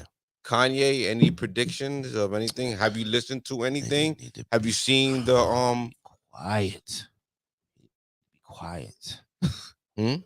He need to be quiet. Just Kanye needs to stop talking and let the music talk? I never ever wanted to say that because you know what I mean. Talk, my nigga. You know what I mean. Don't just because like even the new stuff. It's like what are you yelling about in the room? Just come out with this shit, my nigga. Ron and I just watched it. It was just gibberish. What are you talking about? Come out with some shit. let's rewind a little bit to the thing that he did with his daughter, everybody on stage. I guess Yeah. the album premiere. Yeah. That was kind of cool, right? I watched that today for like the I never second seen time. somebody with so much cool potential. His cool potential Chris level. Brown, Freddie Gibbs, Kodak Black, Listen, Northwest, if you go back to the last Ty Dolla $ign. three rollouts, go back 3 rollouts. They're all epic rollouts. Go back 3, you know, for Donda 2. Right. Donda, Or the Donda was the the movie. first one. That was yeah. Then, you know, the concert with him and Drake. My nigga, you have so much beautiful King of the epic rollout. work. Shut the fuck up so we can just get to the work. Right. I love you, nigga. Just, Mhm. Why is there a video of Durant you hurt. ranting? We watched Durant. It doesn't Sure. hurt anymore. It's just Durant is like cringy. Like it's just boring. What do you feel about Yeah. Kanye's last rant? Why? I just don't. It's too loud, right? What's too loud? We The rocking. heater. No, it's good enough to round out. Get one more topic in. And Yeah. We rocking. yeah, noise gate, brother. Yeah, Kanye. Okay. Kanye's rant was too much. It's just It was a bit much. It was Yeah. a bit much. Right. what is it for? Yeah. I just that's don't a understand what very is good it question. for? Like, what is it for? my nigga, you got all these people in the room. You feel me? You got new music out. You know what I'm saying? Yo, my nigga, live. Like, Was it meant for the public? of course it was. Because who else is it meant for? Yeah. Them niggas in that room want to party and listen to music and fucking. That's what we waiting for. Is he doing a master class in indoctrinating people? I think his message is too all over the place to indoctrinate people. You know what, Ron? He's you too said wild. Something. You said something, Ron, a long time ago. You just said he's never gonna come back this way. You said, what'd you call him? You said something one day, and I was like, yo, if he can just, you know what I mean? You know, you got some cheese, get fit, get back into the suits on some, you know, and you were like, yeah, he's never gonna go backwards. Arms, nigga. He's Them only arms going looking forwards. Mhm. Them arms, and he had the short sleeve shits on. Them arms, I'm in the gym trying to get my arm not to look like that, you nigga. Them need to- arms look nasty, nigga. Yeah, it's Turkey arms. but like I said, cool I potential. can't carry my baby to bed arms. I was Ron, I was telling that arms, nigga. I was telling him, I said, I never saw somebody in the music business with so much cool potential. Like he can make so many things look good, but it just never gets to be about it. I just wish his work actually got a chance to be about the work. This stem player, super revolutionary if you really think about it. Now you got Ghostface and them trying it, you know, they trying to pick up where it left off. But the idea to do a stem player was pretty cool. You know what I mean? It was a cool ass idea that could have worked. Elaborated a little. So the stem player was like a little device where the album, his album was, oh bless you, was only available on this little hockey puck like device. Yeah. And but Why is that dope? Like, why is that different from like an iPod? or well, something like that? because that now it's direct to consumer. First things first. Yeah. Right. You're not going and paying Apple or whatever. It brings a super level of exclusivity. They were $200 a piece. You only make a certain amount of them. Yeah. People are going to buy them. They're going to fly off the shelf. And now we're the only people with this particular music. You actually, now you make an art piece almost. And now from the art piece, the resale value, it's a lot of shit that could have happened with that one. Almost like a sneaker. And I'm first to do this. Yeah. Right. It looks cool, looks innovative. People are going to buy it. People will spend $200 on way less. Yeah. Right. I would have bought it. Mm. Look, I was looking all over for it. Couldn't find it, but I would have been one. Yeah. But it never got a chance to be about it. Because whatever whatever you said made people focus on more of what you said than what you did. Mhm. And I just wished he would just let his work be great. But here we go again. Here we go again. You want to run this last clip? I don't know. Huh? Next week. Next week? Yeah. All right. Okay. Yeah. All right. So being in church. what do we feel about this Little young. Pladoc? Little young. On the palate, I'm getting spice and a little bit of like brown sugar. But yeah, it's a little young for like an Irish whiskey. It's sweet for Irish too. Okay. Like it's a little sweet for Irish. Yeah.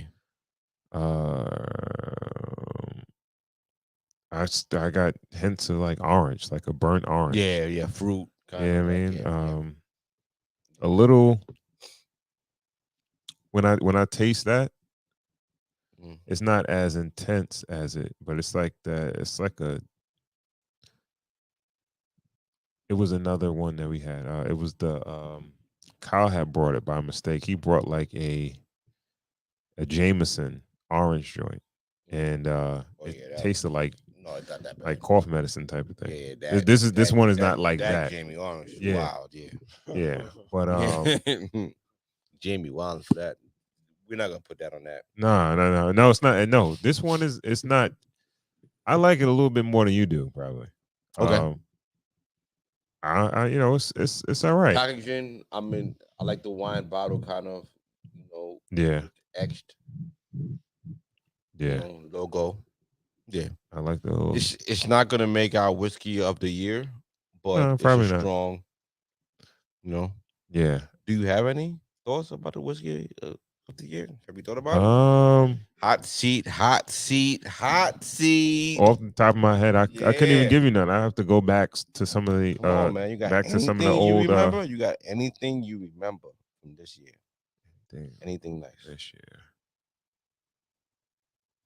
Outside, we outside, inside. It's a long year. Yeah, man. Yeah. Strong year though too. Cool. Yep. Cheers, man. To a strong year. Oh man, that we're closing out. That's right, man. You know what I mean, another strong year. A lot of episodes, like, man. Yeah. 2, 3. Like what? I don't know. even count. Like We got a y'all bunch. be thinking I'll be fronting when I don't count shit. I just put my head down and work. Mhm. But we just work, man. We kicking ass. We really are. Numbers is growing. Yeah. Everything is doing good. Shout out to y'all. Everybody who's watching. Yeah. Tyrone. Shout out to you. Shout out to everybody who's like helping Don't make and the table while you're thanking people. banging the fucking No. We're kicking ass right now, and I appreciate everybody who's rocking with us. Yeah, for sure. We're not gonna take our foot off the gas for the end of the year. We got a couple of special shows coming up. Yeah. Some shit that we're working on. Mm-hmm. And next year there's a lot of things to come. So stay tuned. Yeah, man. And we rocking and rolling, yo. A lot more content. I mean, yeah, man. All right. So before we actually sign out, we want to give a big shout out to our sponsors of the show. Hey. Shout out to Mac and Mel that actually they gifted us with this bottle of Thank this Cladic Irish whiskey. Thank you. All right. Also, shout out to our sponsors, Cigargle and Moods by Michelle Rose. All right. It is the holiday season, and you can't go wrong with a nice smelling candle. So go to moodsbymichellerose.com, pick you up a cigars and whiskey candle. All right. Also, you smoke cigars and you got a problem with that cigar breath. We got a product that will knock out cigar breath in one rinse. Company by the name of Cigargle. You can check these guys out at cigargle.co, spelled CIGARGLE.co. Also, check them out on Instagram. Username is Cigargle, CIGARGLE. All right. If you guys don't follow us on Instagram, please do at Cigars Whiskey. That's cigars with an S, whiskey. If you have any questions, any comments, any recommendations, you want to recommend a cigar, a spirit, or even a topic, by all means, hit us up. If you have a product or a service and you want to sponsor a show, you can send us over a email at podcast@cigarswhiskey.com. Again, podcast@cigarswhiskey.com. Also, subscribe to our YouTube channel, Cigars, the Ensign Whiskey Podcast. Again, Cigars, the Ensign Whiskey Podcast. And remember to like, share, and also subscribe to the channel. Hit the bell for notifications so you know when we have new content coming out. If you dig the show and you like the content that we're putting out, you can show some support via Cash App. It's the same as the Instagram, Cigars Whiskey. That's cigars with an S, whiskey. All right. Super producer Corey Cool. Yo, Please let the people know what you have going on, man. man, the voice of Nassau Community College, 90.3 WHPC every Thursday, 9 to 10 p.m. Playing it cool, man. You know, it's all about the jams, man, on that. Got an article that's supposed to be released very shortly. Long Island Sound, Lost at Sea, man. That's at Music Industry Long Island. We're working on that being released. I got my other guys. Nobody Cares About Father's Day. Shout out to y'all. Mm-hmm. Shout out to them. Yeah. You know, my guy Holly in depth. Hopefully we No can. one cares about fathers on Christmas. Nobody cares about fathers, man. You know what I mean? They really don't. What else I got going on? Oh, you know, CUNY Radio, which is a podcast that I'm rebooting. Hip hop vibes. You know, I'm trying to talk a lot more. And last but not least, man, Connoisseur Media, man. You know, we outside. Okay. Oh yeah, Happy New Year, man. You know, Merry man. Christmas, Happy New Year. Yeah, man. As my grandma would say, Happy New You. And you know, I enjoy working. A new year is an opportunity to like reset, right? To reset, man. You know, Officially. you might not have to be who you are, you know, where you are, player. You might not have to. You might be able to make. I like New Year's for that. Yeah, you know, New Year's. You get to reset. Just get, you know what I mean? I always take New Year's a lot. Like if you think about like a holiday that you take seriously, it's my favorite. Christmas is my favorite. I like giving. 4th of July is pretty fun too. But 4th of July is fun. Yeah, 4th of July. But I feel like as far as like Happy internal and as far as like medicine and like for yourself, New Year's is always a chance to like reset. That's right. You know what I mean? Anybody who ever had a computer knows like that hard reboot or anything, like just that phone, just to cut that shit off. Be better, man. Chance to be better. Yeah, just to try or set a new goal or anything. Hold yourself accountable. Yo, I need to eat better. I need to do this more. I need to do this more. Everything's in perspective on New Year's, right? Right. And so Happy New Year, man, to everybody out there. I mean, not yet, baby. We got a lot more to go. I know, but you know, happy holidays and all that other good baby. stuff. You know, yeah. Let's cook, man. It's a lot happening. Let's cook. Yeah. All right. Fucking do it, man. All Energy's right. good, yo. And with that, we want to thank you guys for tuning in to another episode of the Cigars and Whiskey Podcast. Sure. We will catch you on the next show. Peace.